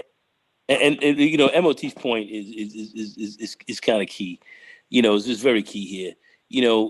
When you come to this space, what are you looking for? Some people, and let's admit it, brothers, a lot of maybe some, I don't want to, a lot of guys are coming here to be entertained. They're here to be entertained, and listen to a lot of stuff and to be entertained. This, I found, I've been looking at the statistics, and they're saying that people are staying on and doing these live streams, even more than they're watching TV. So this is where guys are watching TV and stuff like that before. Maybe they'll check out the NFL, or maybe they'll watch a little NBA. But on the whole, these guys, a lot of people spending time here because it's entertainment. Fair enough. You here for entertainment? There's your entertainment value. Some other people are going to be here. But go ahead. I think people within this space, the black sector of YouTube, is like more entertaining than motherfuckers on TV. It is. Yeah, I do think that. Yeah, I do think. Yeah. It certainly is. That's why they're spending more time at it. They're spending much more. I mean, you have people who are on live streams and going from one spot to another 8 hours a day. 8 hours. Dang. Folks are home 8 hours, man. This is COVID joy. People been home. People been on this bed for 8 hours. They're not on TV 8 hours. They're on this 8 hours. It's the new love and hip people hop. spending a lot more time here. A lot of people being entertained. Yeah. But there should be a section where there are people who are talking, this is too so entertaining as well. But, if we're going to talk real conversations and drop real information, some people are going to be more in line to want to get with that. I've seen this manosphere space change immensely over the last 10 years. I've seen it change immensely to where, where it was real hardcore information and dealing with real serious issues, the gender war, the man and woman issues, and talking about masculinity back then and what that meant, and how that, you know, played in our community as opposed to other places. And even the white dudes started falling in and listening to it, and they branched off and, you know, and ran their game, you know, a little bit differently, but similar, but still different. All kind of things that, you know, I've seen happen since we've had this space. And now, you know, with the advent of the money, the way it has come in, you know, you're going to have some of this other stuff. You're going to have other guys coming in, the charlatans. You're going to have some of them. You're going to have real guys. You're going to have others coming in here just trying to cream off the top and bounce and do whatever. That's it. I was listening to somebody earlier today where they were saying, you know, that there's celebrities. You got celebs and stuff watching the stuff that goes on in the manosphere. You'd be shocked who'd be listening. I knew this some years ago because I was talking to one individual who's a black media person who contacted me one time. I couldn't believe that this person had hit me back and said, you know, the manosphere, you know, you guys are having great conversations. It's just the fighting is a little crazy. But you know, and these are TV personalities, media personalities, people who are on, you know, who are on the public, who are on CNN and stuff. So you have all kinds of people looking into this thing. We'd be shocked who's watching a lot of this stuff. You would be shocked. Yeah. You know, there is an entertainment value, but there is other stuff that offers more, and I think you're gonna have to be a little bit wiser in some of your choices. Some people are gonna turn some of the stuff off. If you really are turned off by the crap some of you guys see, I say turn it off and go to where the stuff that appeals to you more goes. I go to very few channels today. I go to and it's like, look, I don't go to the other channels because I don't give a fuck about what's going on over there, because I don't want to see the fucking the zeroing. You know how Zero said that, oh, he see a motherfucker do some shit somewhere else and somewhere over here. Like, man, there would probably be nobody talking in the chat if I were to go everywhere. I actually would like to go. There'd be like 2 people talking in the fucking chat, maybe. So I'm like, I'm not going to all these places. I don't give a fuck about all that other shit. It's like, dude, at the end of the day, man, listen, we still got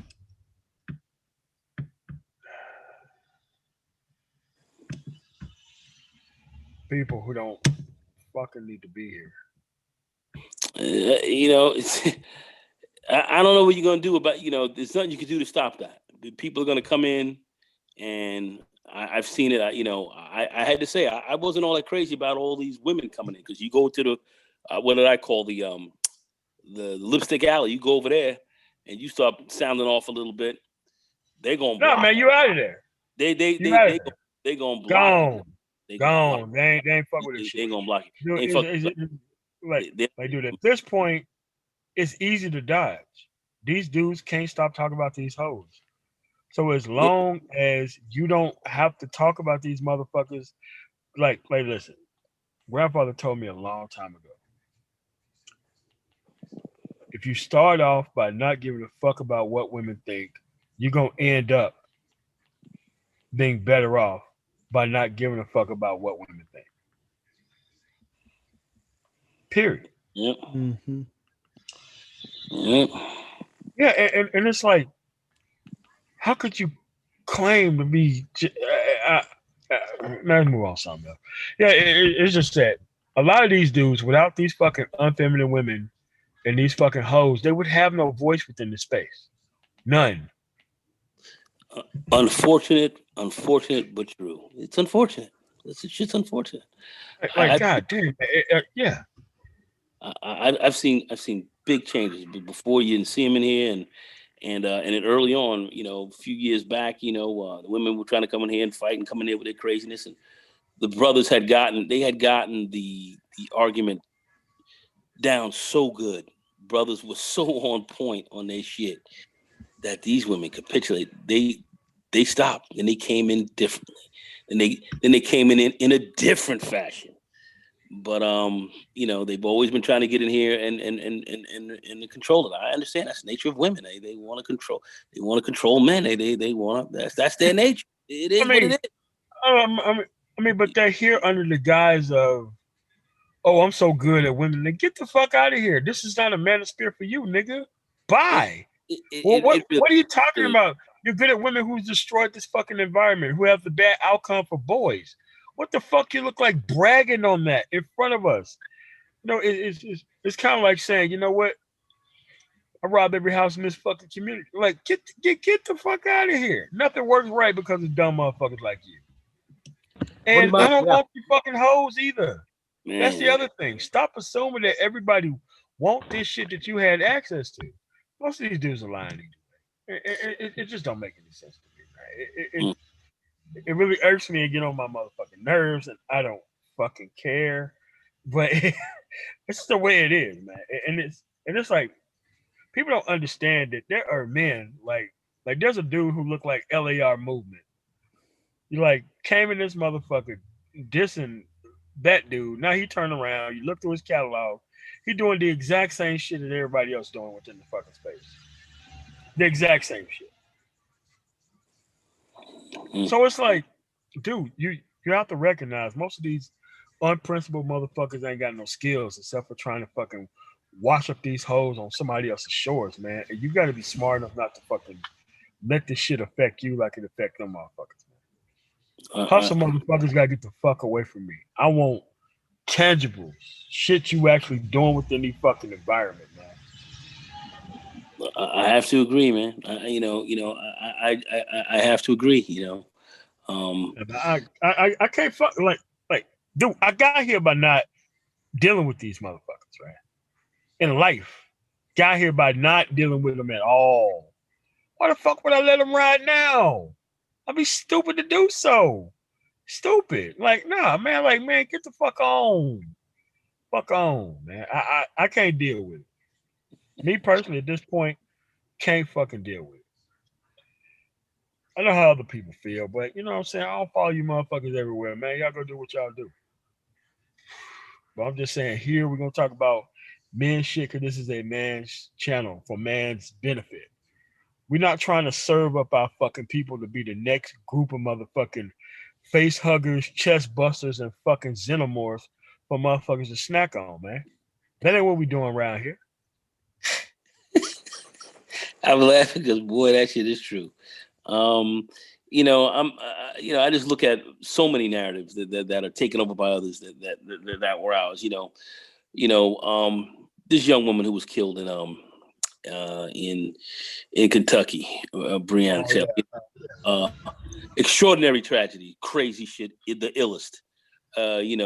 This woman standing in her house, EMT and all that, and she just literally gets blown out of her freaking shoes, and nobody paid. It's hard to believe. It's actually hard to believe. Guys are walking on this kind of stuff. Oh man. But anyway, as horrible as that is, and that shit is horrible. It is horrible. But now it's all black women, and it's just black. They're treating black women terrible and all that. And we are the ones getting torn out in the frame consistently. Now it's not a competition, but we know for a fact that it's hard on black people. It's been very hard on black men. We do not support. I don't care even if it's the black male spaces as I'm concerned. Do not support anybody on no innocent black females out of their shoes in their houses, while they're home. Fuck that. You know what I mean? They ain't supporting nothing like that. But yet at the end of the day, I see people politicizing this thing for all black women, and we see just what's going on with us. I personally do not feel that as black men we have many folks have our back. I think we got. They don't have to back, and I think this manosphere is a place where we can kind of get each other's back a little bit in some respect as well. And I'm not saying that black women are, they're getting their own back, man. They're getting their back too. A lot of brothers are backing them up as much as they can. And that's certainly fair enough. I do not. What happened to this woman is. To me, I think people need to go to prison for murder. That was a straight up murder, and but it's been happening a lot. It's happening to black women, and it certainly happens to a very large level. I've seen some of that narrative change where we're off the table to some degree, and find that disturbing.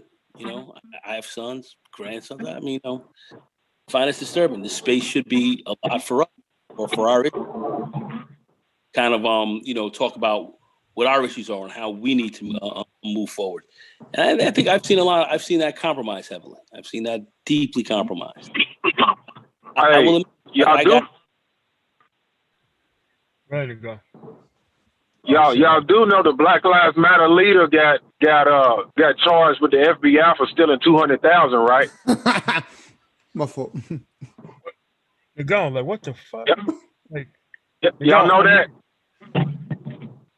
No, I mean, but you have to understand that the FBI is being politicized, so they could charge anybody with whoever they want to, and then they drop the charges. This is why I want everybody in any of those organizations who charge anybody who's trying to do any of that goofy shit. I want them all going to jail, dog.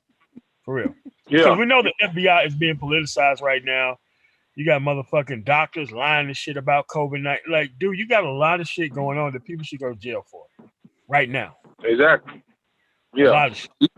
Yeah. I'm like, like Robert F. Smith caught them fucking charges right after he motherfucking paid off them dudes' shit. Right? Yeah. But apparently, hood services ain't got nothing to say about that, right? They got nothing to say about Robert F. Smith out there getting charged with some shit overseas, some bullshit, and some money that they say he owes or stole or took, crazy shit, just to fuck with this man. Because what has he done? He's helped to pay for a lot of black men's college educations here in this country. He's helped to help a lot of people. And and they find that a threat. They find that threatening. So now they come out, but nobody, but we're quiet on that. Hey, Nego. Go ahead. It's kind of like the manosphere too. Anytime someone does good in the space that's fucking with another person's bottom line, they try to shut that shit down. No. Oh yeah, that's part of the fucking. I mean, that's how my channel got flagged by a specific whole ass nigga, but we'll be all right. You know what I'm saying? I would dare to say that my conversations have gotten better since that, but I'm not worried about it, dude. At the end of the day, I'm not gonna be able to compete with nigga trinkets. I'm already past that. So it's like, dude, I care about the outcome of black men in general, but black men in specific, because the issues are a little bit worse. The issues are, the issues are, and there's war in our community. You can see that. There's war, it always has been. Nothing new. I see other people want to run from that. I even saw Bill Gates and them talking about, well, this new vaccine they got coming out. Blacks and Indians need to start taking this thing first. And I sat there and said, this vaccine may be dangerous, and he's telling you, I mean, Bill Gates. Y'all don't understand. We don't have a lot of friends out here, man. Bill Gates is high value. Bill Gates is high value. You're supposed to listen to him. They just don't understand. You do not have a lot of friends out this motherfucker. They've been pushing that shit about black people need to start signing up for this shit for like 6 months now. I know. I'm like, what's the fucking use of all these fucking black people to sign up for this shit if y'all don't give a fuck? It's like, you the guinea pigs, or you also. I mean, they shot you up with syphilis back in the 50s as an experiment, just to see you walk around, see what happened. I mean, they've done all kind of shit. You wouldn't wonder why your balls shrinking? Yeah, I mean, they've done all kind of shit. I mean, it's just unbelievable. So, I'm just saying, our space here should be really talking very much about our issues and not. And this is not a crybaby session. No, we're talking about how do we get our minds right here? How do we link up with our minds? Again, that's how they want to shut you down, though. Because black men getting together it's intimidating. It's scary. They don't like it, and unfortunately, we have our own people inside of our own community who feel the same way. Feel the same way. Why are we doing this? Very, very scary. But and I see a lot of this super conservative stuff, and they want to talk about the women and everything else like that. That's the problem. But at the end of the day, these guys are not comfortable with you getting out here, and they're not that comfortable with you doing that. And, you can't miss. You can't miss that. So I have a lot more to say on this, but I'm just gonna be chill. Why did they discourage men from going overseas so much? So they try to mess with kids and dirty for hoes. Yeah, man. Anyway, you guys topic. Yeah, I'm shutting that down. Yeah, and I think one of the things is that you'll hear a lot of guys thinking and saying that, you know, we have a problem with guys making money here on this space. It's not the problem. The problem is them willingly sending black men like hogs to the slaughter just to do it. Mm-hmm. It's about the integrity and the way you're making this money. Exactly. You're making money off of broken dreams. That's why.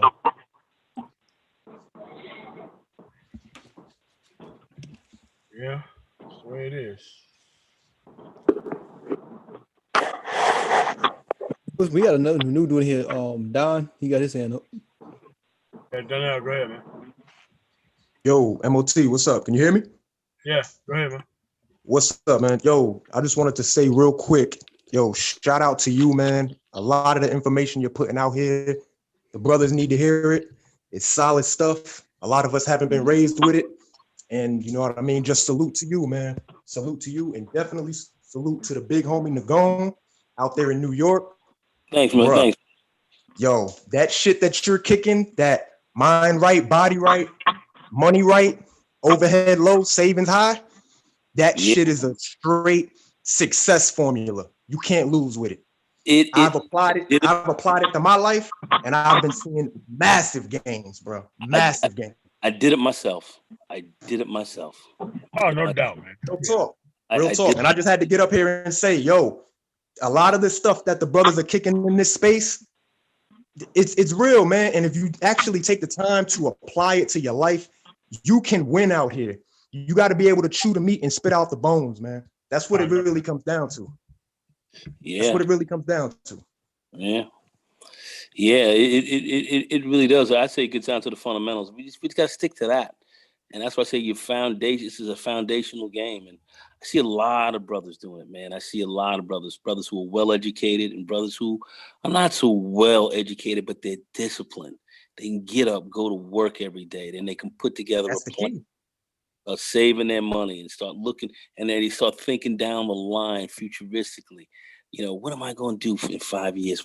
How am I going to get there? And they start working out plans.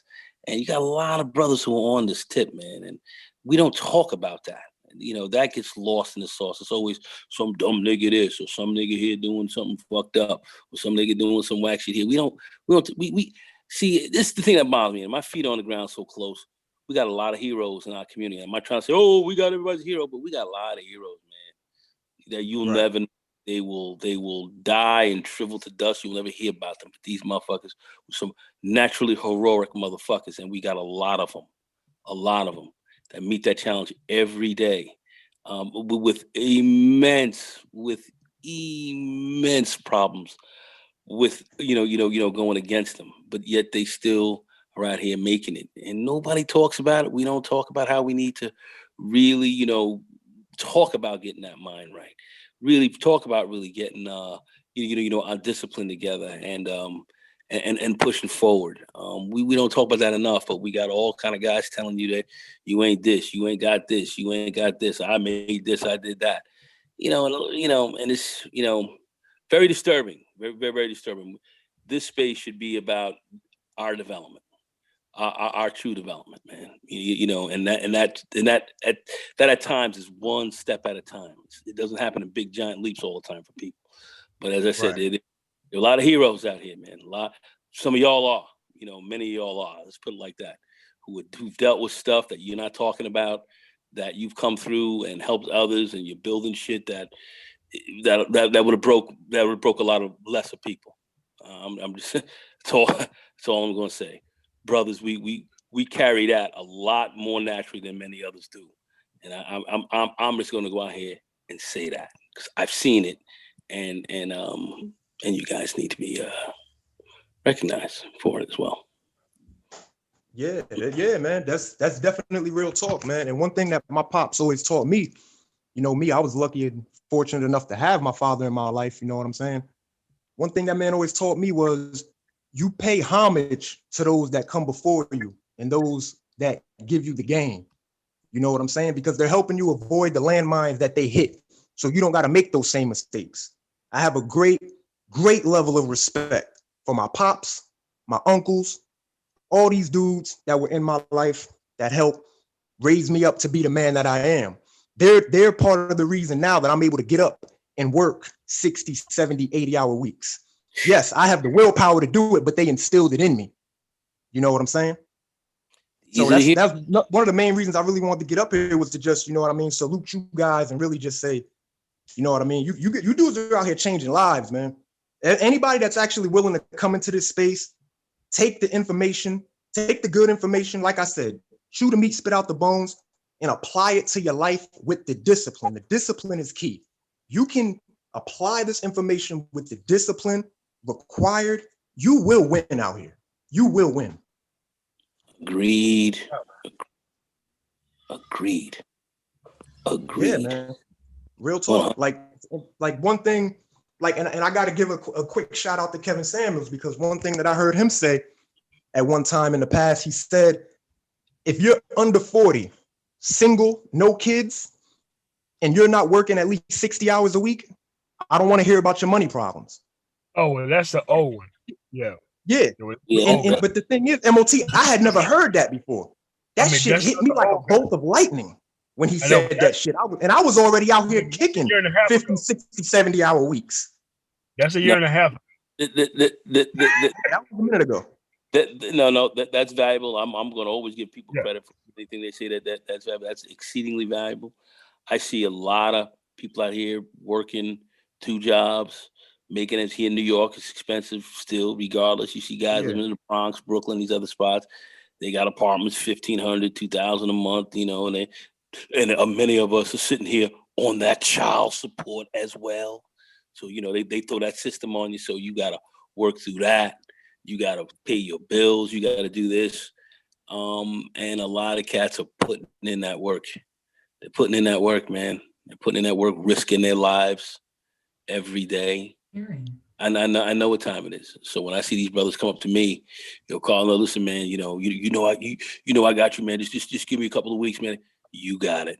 No problem. Get it back to me. You got it. Ain't had one miss their money yet on me. Not one. These are brothers. No doubt, man. I respect it. There's a lot of good dudes out here. All they need is a helping hand, man. There's a lot of good dudes out here that, you know, they may have hit one of those landmines and they just need a helping hand. And there's nothing wrong with reaching up, you know what I mean, reaching down and helping your brother up. What? We the only thing at the end of the day, man. We really the only thing we got. That's what I'm saying. This is very clear to me. Very clear. This is very clear to me. I'm not lost on this. I'm not lost on this. I know what time it is. But, you know, I see other things going on right now that greatly disturb me. But, you know, but let's put it like this: the 70, 80-hour week brothers, man. Boy, there are a lot of us out here doing that. We out here kicking it, man. We out here, we doing the damn thing, man. But yo, look, man, I just got off a 16-hour shift myself. I gotta be in the gym 6:30 tomorrow morning. I got an appointment with my trainer. But yo, man, I just wanted to hop up here and say, yo, salute to you guys, man. Keep kicking this real shit. You are out here changing brothers' lives.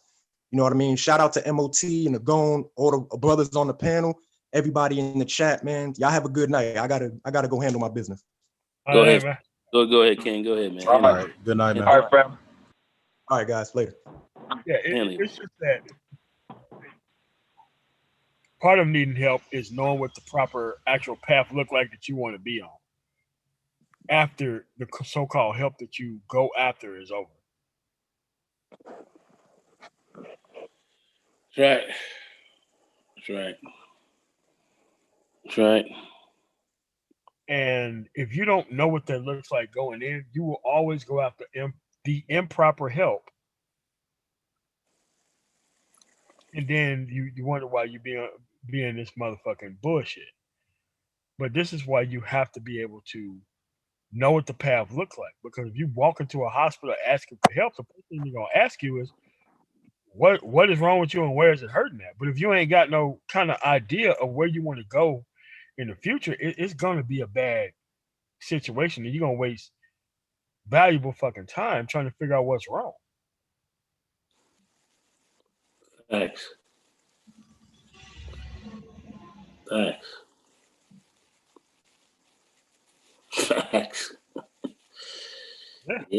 Anybody else got anything to say? Y'all kind of quiet, man. You know, let's get somebody else chime in. Nah, I'm just listening in, but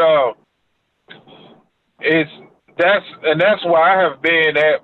That was my initial, interest when I came into the space.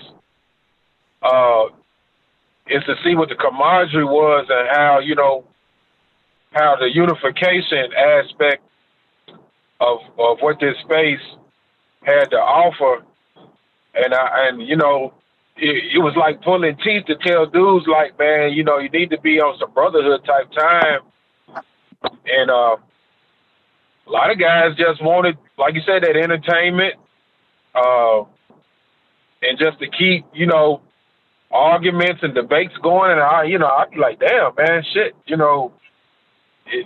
that shit, man, that's cool if y'all really just need some entertainment, man. But like, I had been seeing an opportunity here because I think MOT can attest to this, where I came on one of his panels before and talked about Angela Stanton coming into space, talking about, trying to get something done politically. You said you were working on something.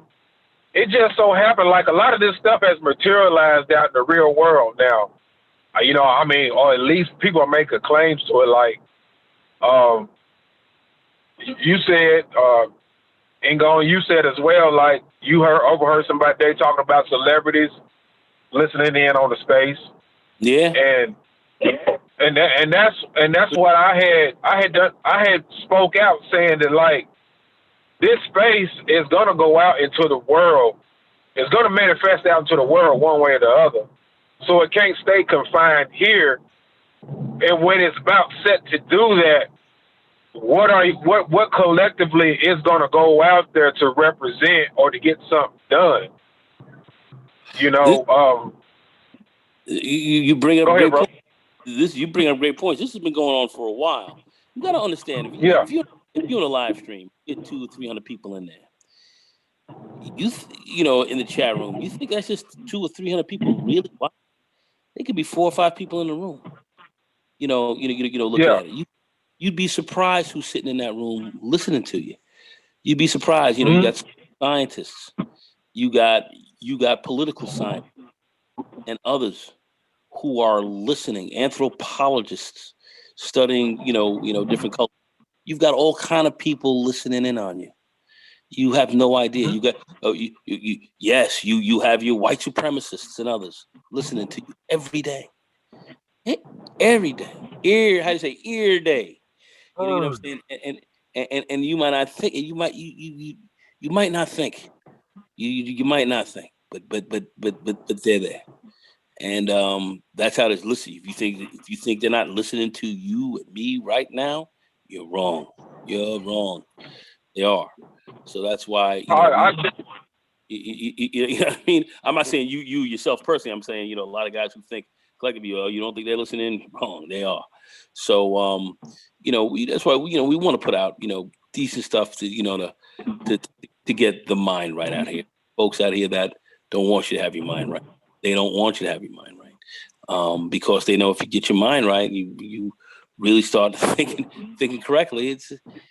That's going to change a lot of things. It's going to change a lot of shit. Folks don't want things to change. They want things to be status quo, keep things the way they are.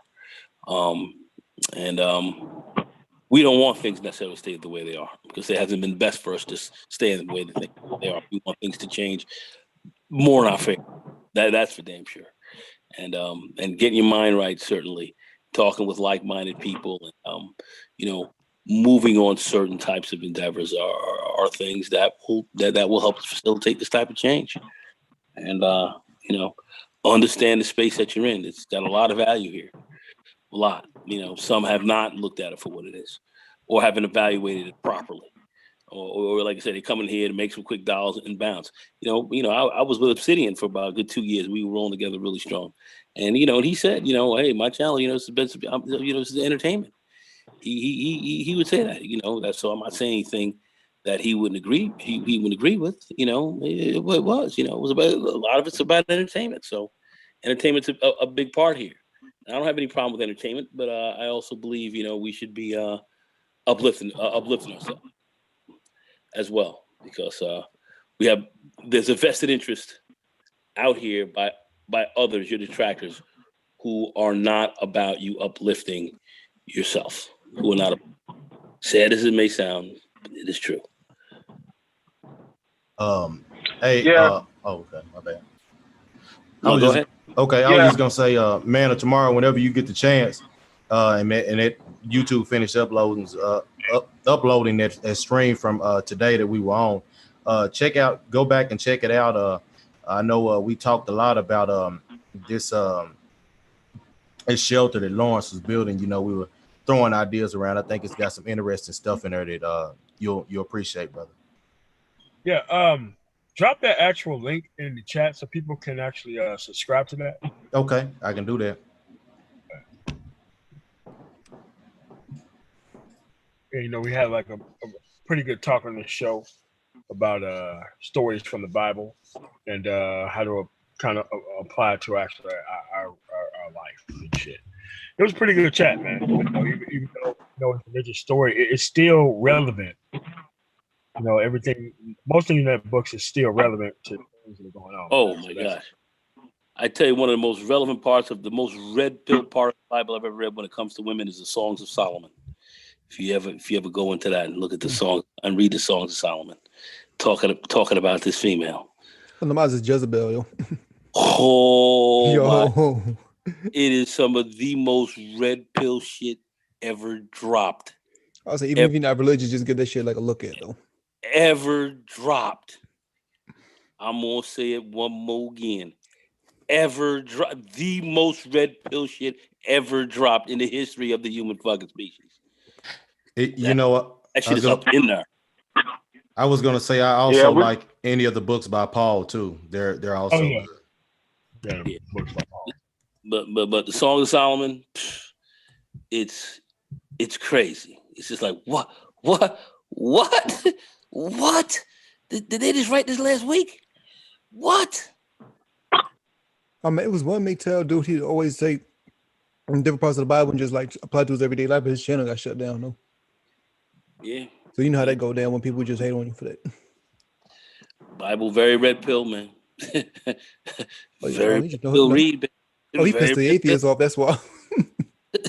Yo, they shut him down for that.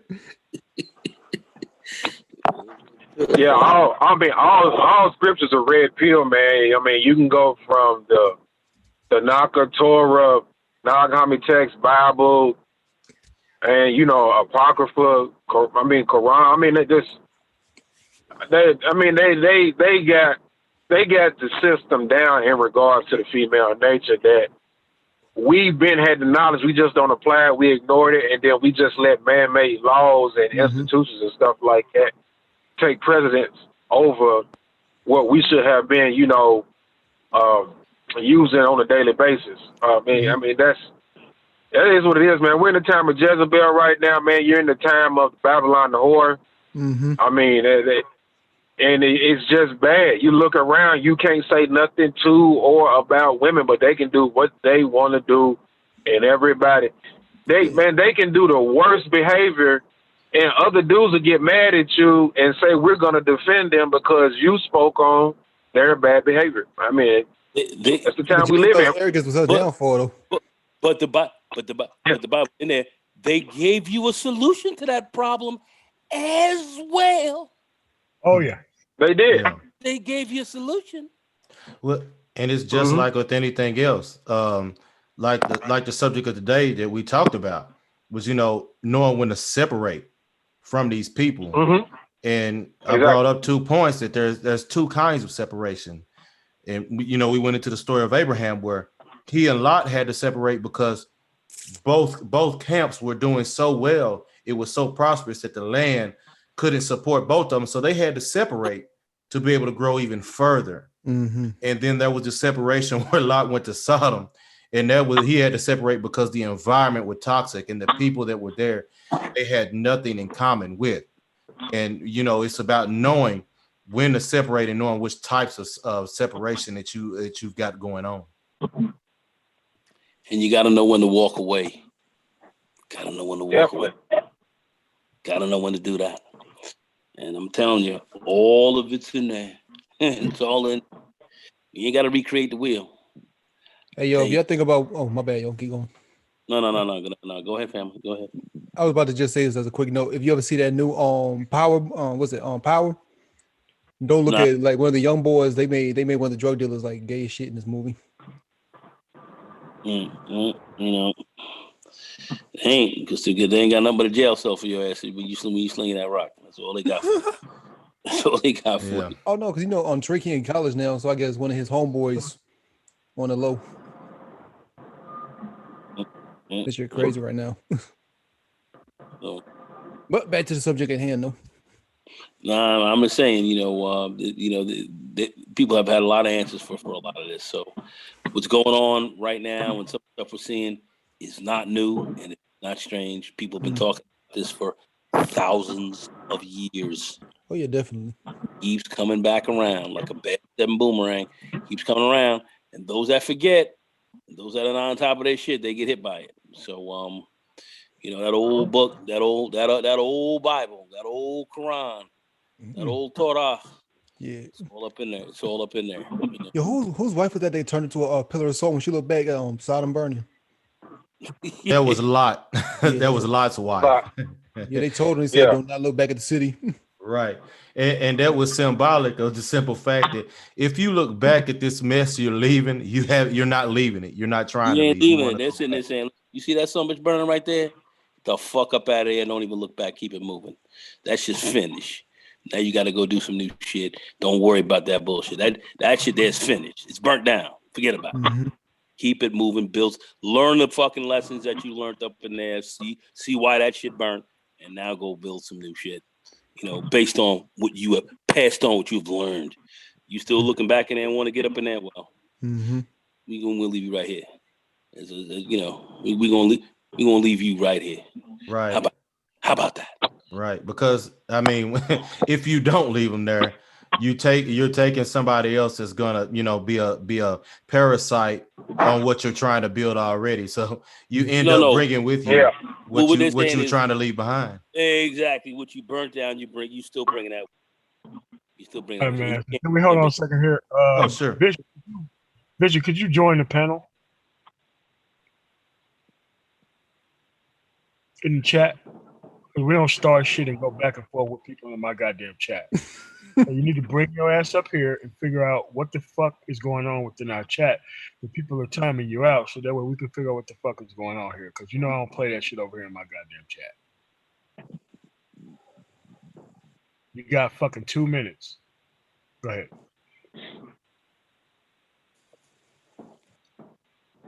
But yeah, exactly. You can't bring those people that have one foot in and the other one out.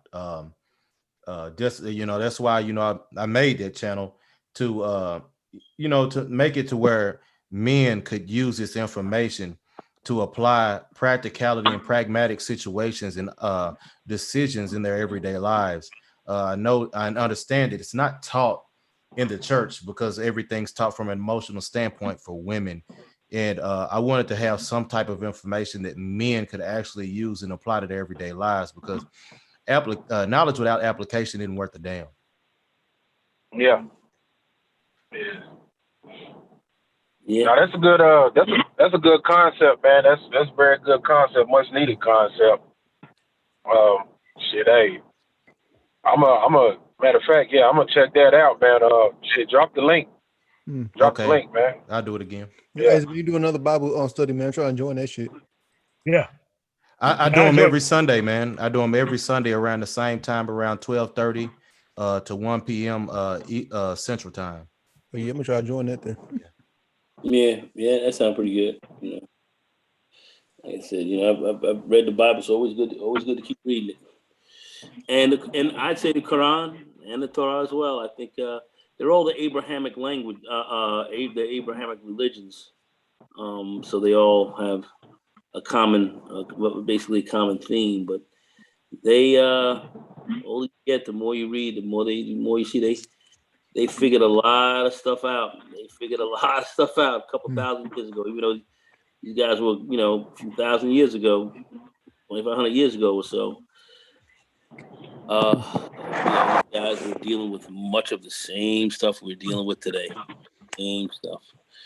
Man, it's We got technology now, though.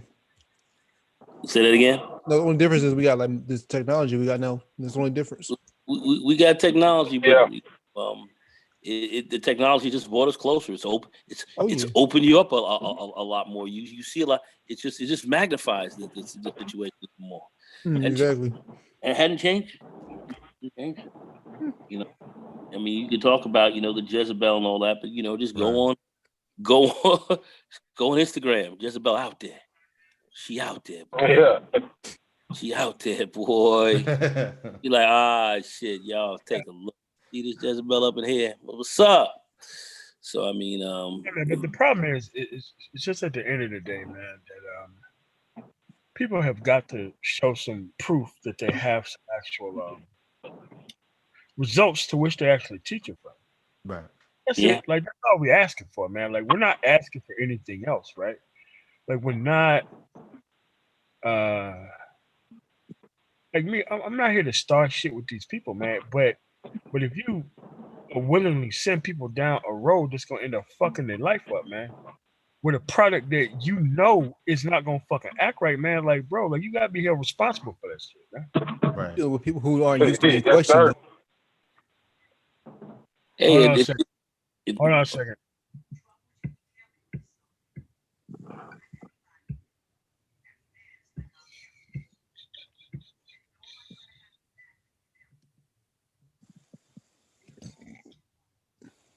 So, Vision, what's going on in my chat, man?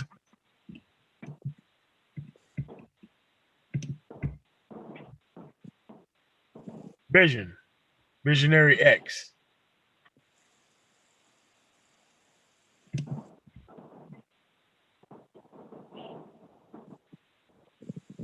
he's in here. So Visionary X, come on down. I don't think you realize he's muted. Yeah, unmute yourself. Okay. How are you, Nigon? What's going on, baby? 11. All right, MLT, you had a question for me. What's my problem? It started when I got clowned. You know, I came to this space with peace, you know what I mean? And then I got clowned on DJ Kuda's. For what? Getting at me ever since. So, yo, I'm gonna get prolific. No, dude, I asked you for what? What? Vision. I'm gonna ask you questions while you're talking. Go ahead. The first question is about what? You know what, bro? Just you disrespectful people. You're just naturally disrespectful. Anyway, sorry, go ahead. I didn't even say anything. Nigga, hold on a second. No, I know Vision. He comes to the Black Brain Trust a lot. You know, he's been a solid guy in a lot of places. He's been a solid cat.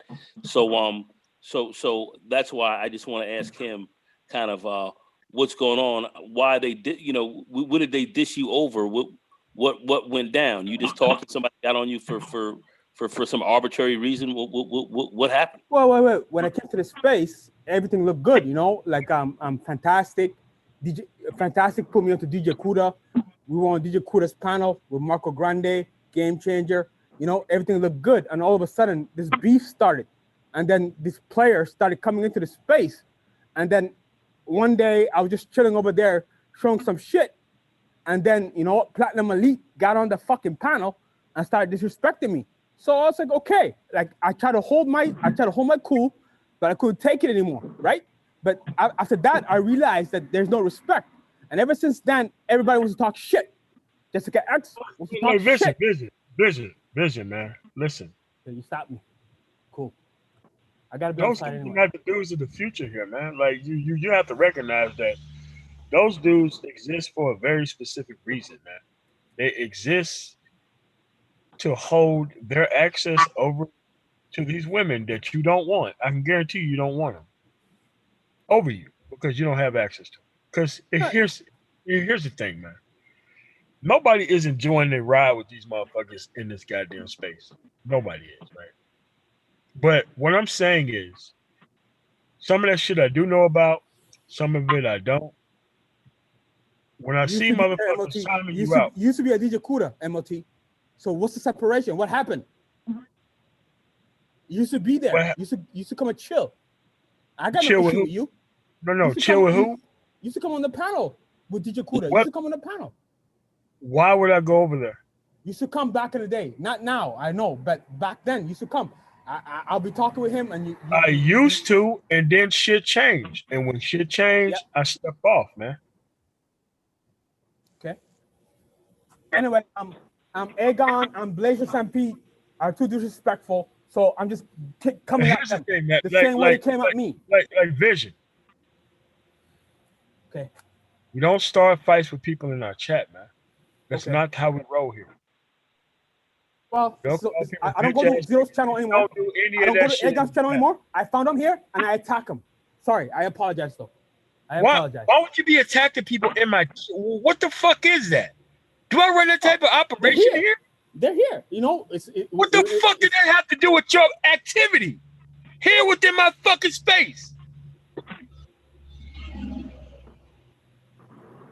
Well, then I just won't do it again. How about that? That's all I'm saying. All right, You're Vision. welcome here, man, but don't be out here attacking people within the goddamn space. That's all I'm saying, bro. Okay, MLT, all the no shit problem. You got going on is external to the conversation. Like when you take over the conversation with the shit going on in the goddamn chat, like, dude, we don't need that shit here. Like, MLT, I know I wasn't gonna come up, bro. I wasn't gonna come up. I found them, they were there, and I attacked. It didn't involve you, but unfortunately, it is in your channel. Like Vision, you have to understand, man. Like the conversation that we're trying to foster here within this environment, leaves all that shit out the door somewhere else, man. Okay, I got it. Okay. Yeah. A Vision, you know, like I said, I know you've been solid. I know Blaze and these and the other cats. I've been mad cool with them as well. So I don't have any problem with any one of you guys. But I would say, you know, if there is an issue and if you can, maybe you can talk to these guys behind the scenes. If not, just don't engage them. And if you see them around, don't waste time and attacking people in other chat rooms. And you know, I was on the panel a couple of weeks ago with someone who had done something pretty fucked up to me. But when that individual was on the panel, I was on the panel with them together. I did not think about going in on that person at that point in time because I was on another panel and that would have been totally out there. So I didn't do that. I'm not perfect, but I certainly wasn't going to, you know, start any shit with anyone else, you know, on someone else's panel. And, you know, that's just, you know, that's problematic. And that's it. So MOT's not out of line. MOT's talking the real deal. Go ahead, Vision. I got no issue with MOT. You know, I've been listening. I do listen in the back chat. You know, there's people in these spaces that have done things. I think I've said this before. You can like, you know, retract. You know, you can go back if you have the time. I came to this space because I saw successful black men. The first time I came in this space was through the Black Brain Trust, right? Which is it's on a hiatus right now, right? And then I started. No, we back. We back up. No. Then I went to Game Changer, and then I know DJ Kuda, Mr. Fantastic, and then, you know, Jessica X and all these places. And then everybody wants to start talking. And I was like, what the fuck is going on here? Right? So I try to back away, but, you know, men keep talking. And so I was like, okay. And then, no, I'm not even going to go there. Forget it. But Nagoro 11, I have no issue. Like you know, like we need this space, man. Because like it's inspirational to see successful black men. But then when black men want to talk shit about other black men, it's like, what the fuck? I'm escaping a racist society. Trying to listen, like, bro, listen, man. Like, people talk shit about me. Yeah. But here's the thing. I don't give them motherfuckers no airplay. I don't. Because here's the thing, man. At the end of the day, is the shit that they talking about you true? Is it true? No. Then why the fuck are you being so upset about it, man? Well, because I got personal issues, right? This is why I came here to heal. To be amongst black people. Fuck where we're from. Whether you're from Africa or Haiti or Australia or whatever. If you're black, you got issues. But let me stop for a second. That's not the case. How do I find forgiveness? I don't have forgiveness in my heart anymore. I can't forgive nobody. Listen, man. Like, bro, listen, man. Like, You don't understand how much power you giving these motherfuckers over your life, dude. Yeah. Yeah, he's bringing up a really significant point. I know that it's definitely irritating to get that. I was on a live stream on TPOTs, and I had some cat threat say, "Going if I see you, I'll beat your ass." I would what? I've never threatened anybody on any live stream, but I had some joker come up there and then threaten me. So you have all kind of craziness that can go on. That can get you tight. But you have to look at some of this and say, hey, listen, a lot of guys have their own issues, and you say that you have your issues. Some people have their issues, and they'll bring them to you as well. And sometimes you have to look at that for what it is, and kind of move on, because you don't know these people. You haven't sat down and met them, or sat down and had a drink with them or anything. You don't know who these people are, so it's easy for somebody to kind of come at you that way. So I would say drop a lot of that and just look to move forward, because they don't really know you. Whenever you've come to the Brain Trust that I've seen, you've always brought a good energy. I never got anything. I lost my way. I'm sorry, sir, but I lost my way after I got disrespected. And some people will disrespect you. Ty City was there. Ty City was there. Man, like here's the thing, man. Like once you lose your way, that's when you got to check out and go to like actual people who love and respect you for actual assistance and guidance. Like that's what most of this thing was about. I came to the space for this, but no, Vision. Listen, man, don't cut me off, bro. It's about going to actual medical professional for help. Nobody on this panel is a medical professional. Nobody is a psychologist. Nobody is a psychiatrist. And let me tell you, there's nothing wrong with you for this shit. Yeah. There's nothing wrong with you. It's just that you ran into people who didn't have your best interests at heart, but yet they wanted to help you into a situation that would have fucked your life up forever. Let's say if you would have took some of this dumbass advice and end up running into one of these motherfuckers in this goddamn environment. Dude, that would have destroyed your fucking life. Following dumb motherfuckers' advice. That's what the fuck we trying to stop. That is exactly what we're trying to stop with this conversation. It's about going through shit the proper fucking way, man. All right. I didn't bring up for you up here to yell at you or any of that shit. I'm like, dude, hey man, this shit ain't looking right, man. I seen you other places, like when you was on Zero panel and shit. I wanted to talk to you then, but it's like, bro, you know what? Fuck this shit. Yeah, you know I was quite disrespectful there. I was. You know what? Here's what I do, man. I give you my personal information, and I don't give a fuck if I got to pay for it. You gonna get this shit right. All right? I don't give a fuck. Hold on a second. Well, I'm outside, bro. So I won't be. Oh, man, because we can't be having you rolling around like this, right? We can't. And it doesn't matter even what you think about it at this point. The point is, this shit is out of your hands, man. And you need to talk to motherfuckers who actually care about the outcome or where the fuck you're going. Okay. Hey Vision, do you have my email address? I do, and I emailed you a couple of weeks ago, and then you did? Yeah, I did.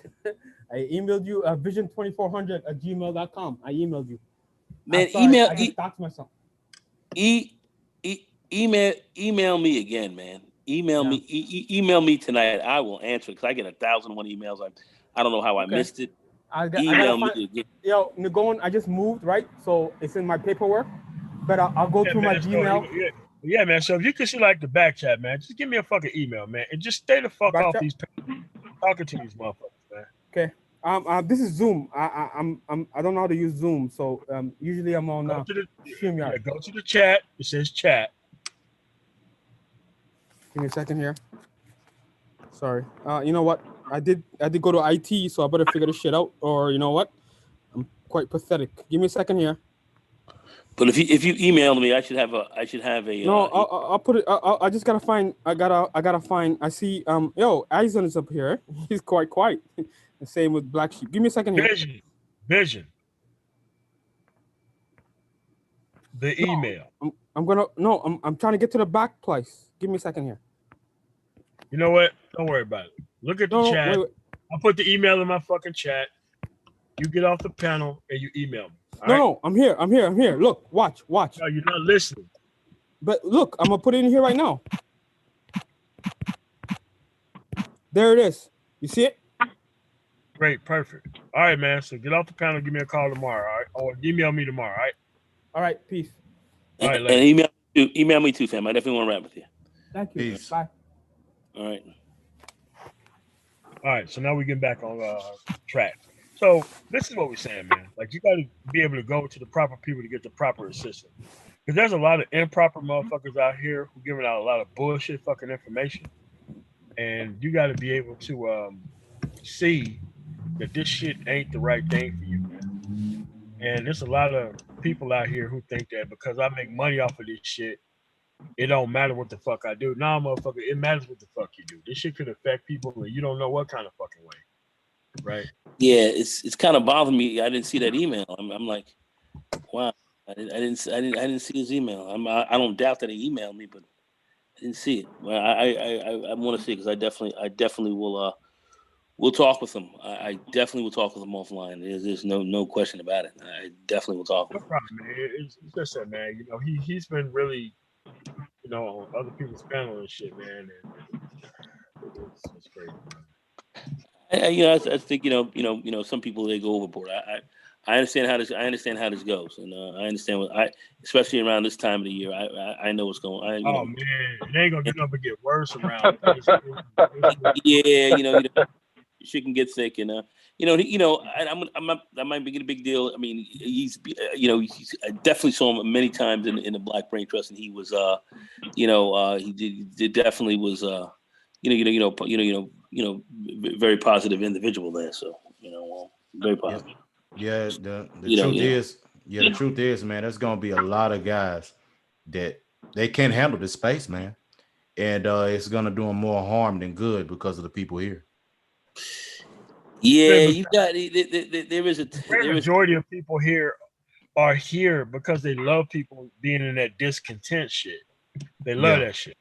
They love man's discontent and the inability to find actual answers to fucking real questions, man. And it's like a lot of men love their discontent. These motherfucking women like show these dudes within the space. And I don't like seeing people within that kind of space, man, because I've seen a lot of motherfuckers, go to the ends and then you sitting there trying to look for answers and shit. I'd rather help this motherfucker out, put him on the fucking path. I don't give a fuck what people think about it. I mean, man, there's some motherfuckers send me emails, man. I had to park my truck for an hour, like, hey, man, you going to the hospital, bro. Even if I got to go with you, we both going. Right. Yeah, I get a lot of emails and have business stuff, and I don't know. I missed that email. I'm feeling like horrible right now because he definitely needs to talk to someone and get him in the right.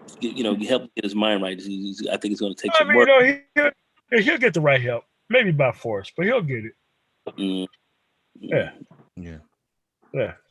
Not a big deal, man. We just move on. Yeah. Some people need more help than others, and that's just the way it is, man. It's just that at the end of the day, this shit don't need to be coming out like this in other people's spaces and shit, especially when motherfuckers are watching and shit. And that's just the way it is, man. It's just that look, you can't be going around the wrong people for help. And most of this shit is an entertainment platform at this point.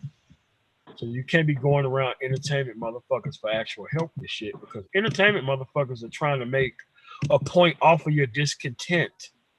No, but they love mentally broken people like him. That's why. Yeah, and it's like, bro, you have to realize that your discontent is feeding these motherfuckers within the environment. Exactly. You can't give them no fucking victory, man.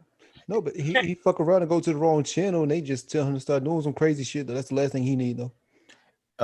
Yeah, and there's some people that you have to know that some people break.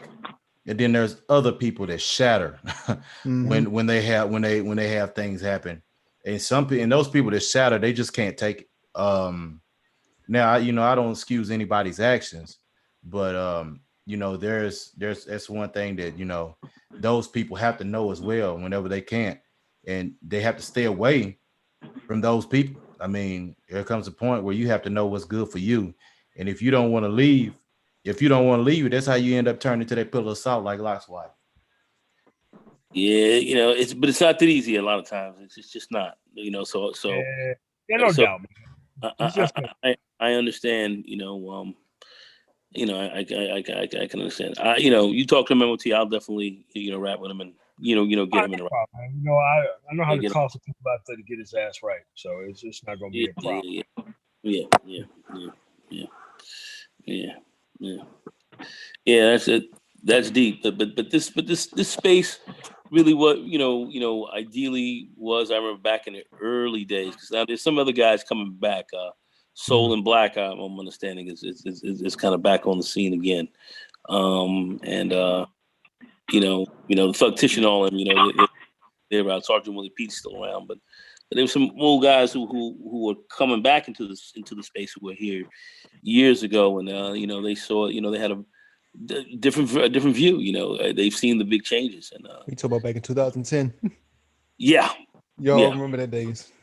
Yeah. I was definitely rolling through those days, and those cats were dropping. They were dropping a lot of knowledge, but it was a different type of energy level. Yeah, because there was no live streams either. You had to do pre-records. Yeah, they certainly did. But those guys, they were tight.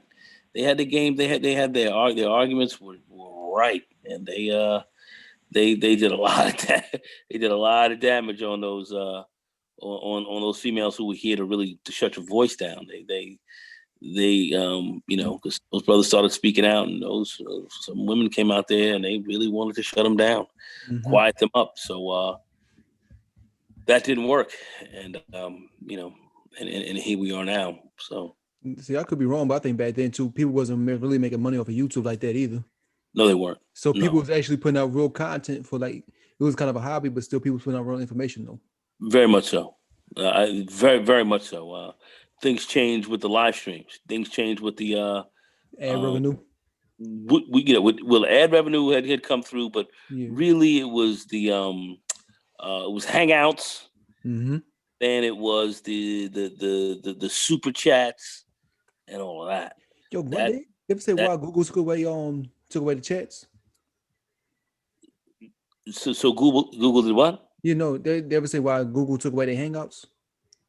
Well, yeah, they thought that, they took it away for kind of a reason where people were going off, especially on the gaming side of the thing, and people were going crazy, and a couple of people met up at a gaming session, and somebody got killed, somebody got shot. I thought it was because of the scam artist that was on there too, but I didn't mean to cut you off, Nagano. Well, there was a little bit of that too, but folks were getting murked. And I know that. And then they were like, "Oh, we're gonna change this up." And now I understand they want to bring Hangouts back again, being the fact that the whole COVID thing when Zoom came through here and StreamYards, but Zoom started eating everybody's lunch. All they had to do was charge for Hangouts, man. They could have been making like an extra $500 or $600 million a fucking year, and they didn't even take the opportunity to do so. They didn't see it.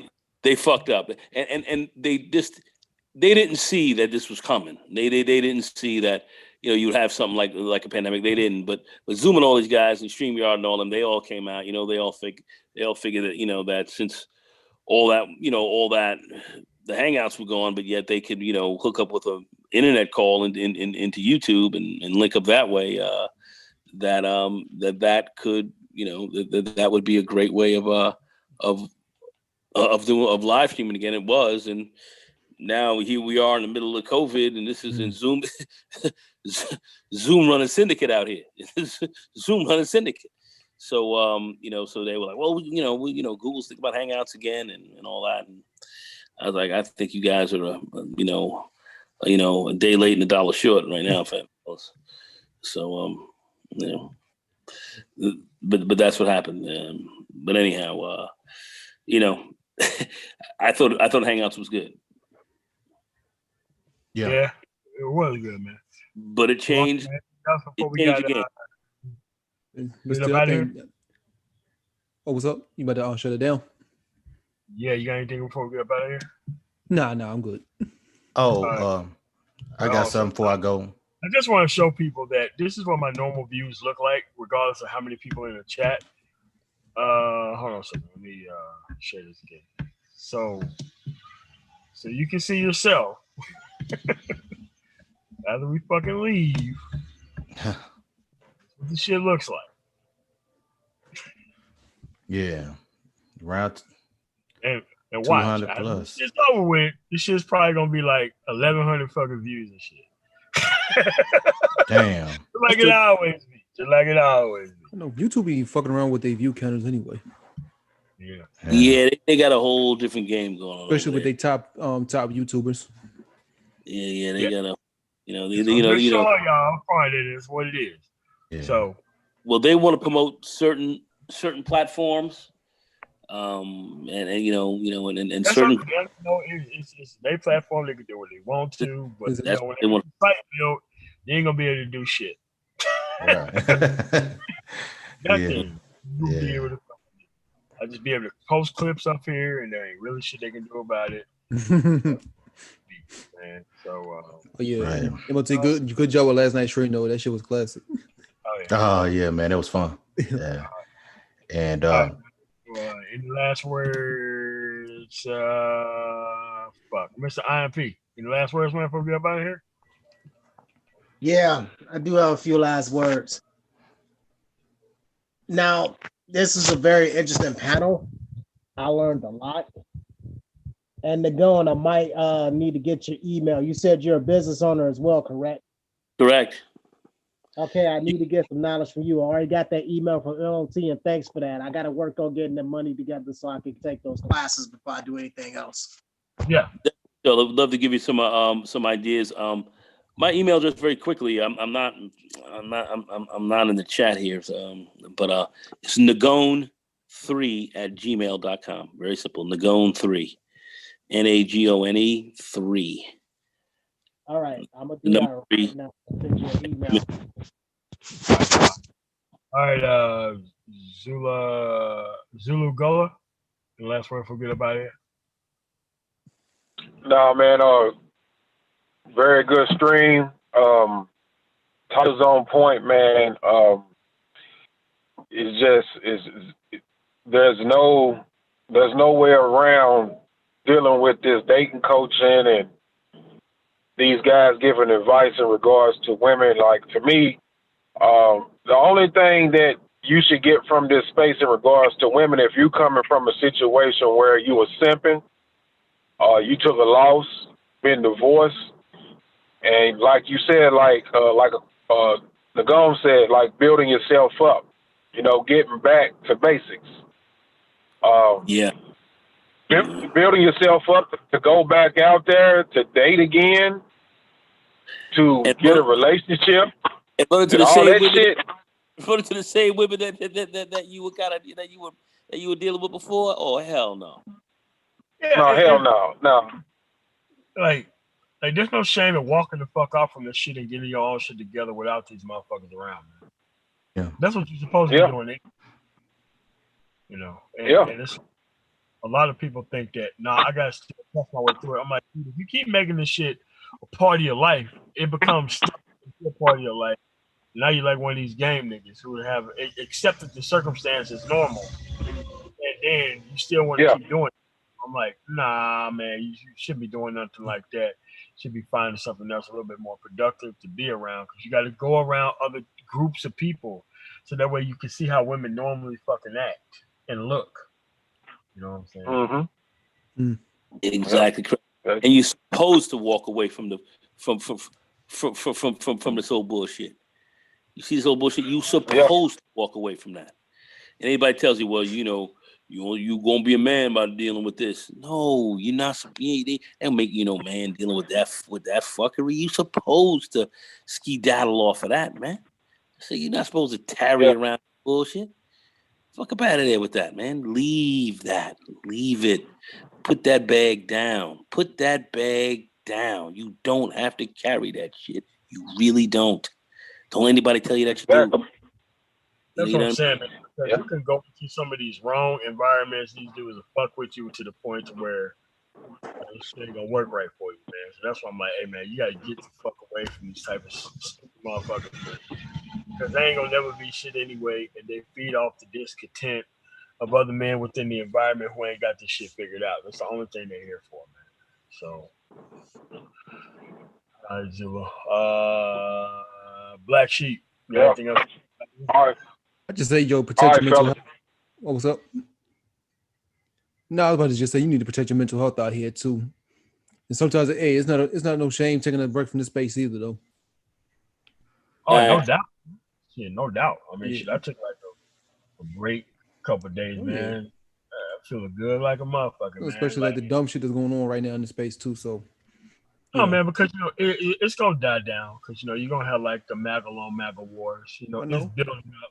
listen, next year, listen, they're gonna listen. The conversation's gonna be different as soon as 2021 pop up. Watch. Yeah, I mean, you know, it's gonna be MAGA wars. You know, we're gonna, you know, it's gonna be severed MAGAs all over the place. You know, I know. You're gonna be put together back again. You know, it's what's need to happen. So Just like the high value man, they're gonna replace that with something brand new. Watch. yeah, it's gonna be like the dude with electrons or some other. It's always gonna be something else to where like dudes cannot take the proper route, claim some shit that they know they aren't, to signal to these hoes that they are ripe for the fucking taking. It's just another fucking thing that dudes with no track records come up with, so people can try to embody for free, and then they turn around and do shit. But hey, if you ever want to know who MOT is, you're a high value man. I can come to your IRS. We can print out my Schedule Cs. No doubt. How many years you want to go back? Like they said, they just want you to negotiate at the end of the day. That's it. I'll negotiate with fucking terrorists and motherfuckers who ain't got shit up. Yeah, See, that's why you got some incels, man. I'm trying to fuck these bitches. Nah, don't buy that incel crap. Don't look at all that. You look crazy. I'm not. It's like, you know, like Star Wars. I'm not going back with motherfuckers that force choked me and have used dark side lightning on me. And trying to cut me in half. I ain't fucking with you. I ain't going back there. You ain't gonna let the hate flow through you. No, I mean, let the hate flow through me. You know, Like, man, like they said, you can rule the galaxy as father and son, man. we ain't going out like that, man. I'll do like my man. What was it? Skywalker. I'll do a little force projection. Have him swing at some shit that look live, and I'm going. But yet I'm going. I'm out. Keep swing at that shit. I'm gone. You ain't gonna see me. No matter how cool it looks, man, like you don't look good for the double-sided lightsaber, man. You should be Nah, right. you really don't. You really don't. Hey, but that red was a cold color though. Oh, it was. It was, man. Yeah, And the only black man had a purple lightsaber, yo, too. Yeah. Yeah. It is, man. But that's a good job on this live stream, man. Yeah, great. Y'all need to recognize, man, you need to go to medical professionals with medical help, and there ain't nothing wrong with getting actual help and assistance. The shit that you need help with. But yeah, see, that's probably but you black gotta people know too. what that look like, and you can't take shortcuts and corners by listening to people who ain't part of that field but trying to portray it online, man. Like, dude, you gotta know what that shit looks like, because you can open up to the wrong person for the wrong reasons, and you fuck around and get burned or get your self-esteem sabotaged by one of these motherfuckers and it really fuck with you for a while, man. Yeah. And that's the type of shit that you don't need when you actually need fucking help. Dude, there ain't nothing wrong with needing help and assistance with shit, man. Nothing at all. I'm not talking to anybody no different than I talk to any person that I meet, talk to online, or visit in person. It's the same fucking help and assistance. The proper kind.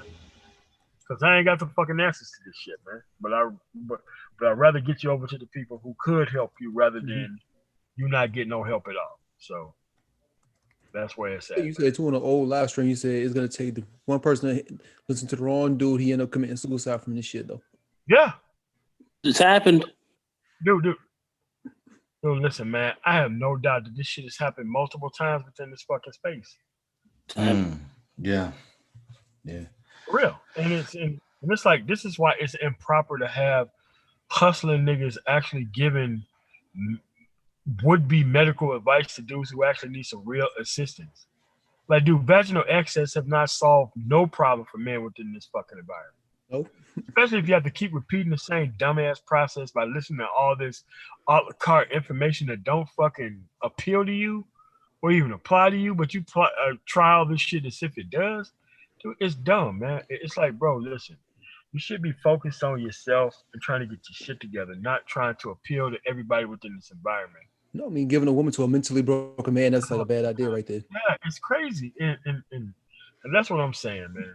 This is why both sides of this fucking industry is playing these dudes for fools.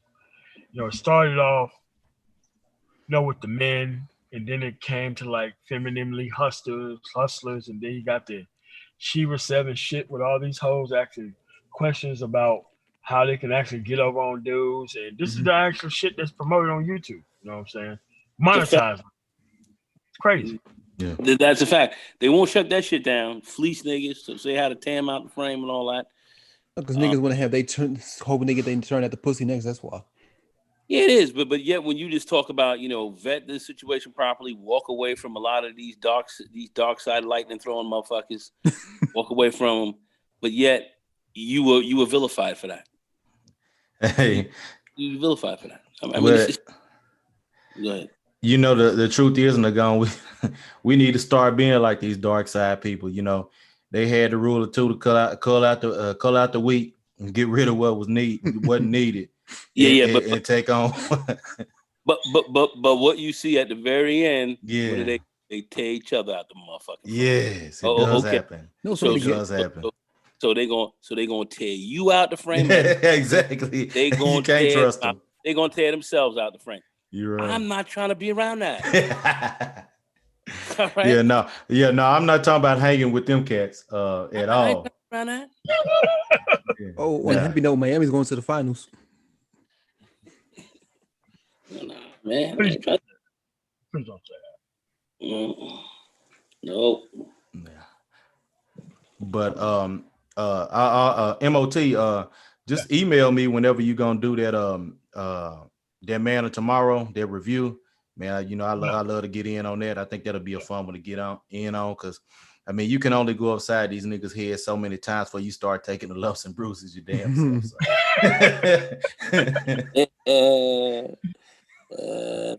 Hitting some shit out the park, all of a sudden that bat run around and hit your ass in the back of the head, like, whoa. It's right. All right, man. So I want to thank everybody for coming through. Thank all the panelists for coming through. Lawrence, Mr. M, Nagon, Asian, Black Sheep, Vision for a little while, and whoever else came through, man. I just want to let y'all know, man, that y'all got to go after proper help and proper assistance. And remember, man, to keep your motherfucking productivity high and your fucks very low. Right. Sir, I appreciate you for having me. Yeah, yes, appreciate you. I want to thank everybody for coming through. Subscribe if you haven't already. I'm the Man Tomorrow. You guys have a really nice night.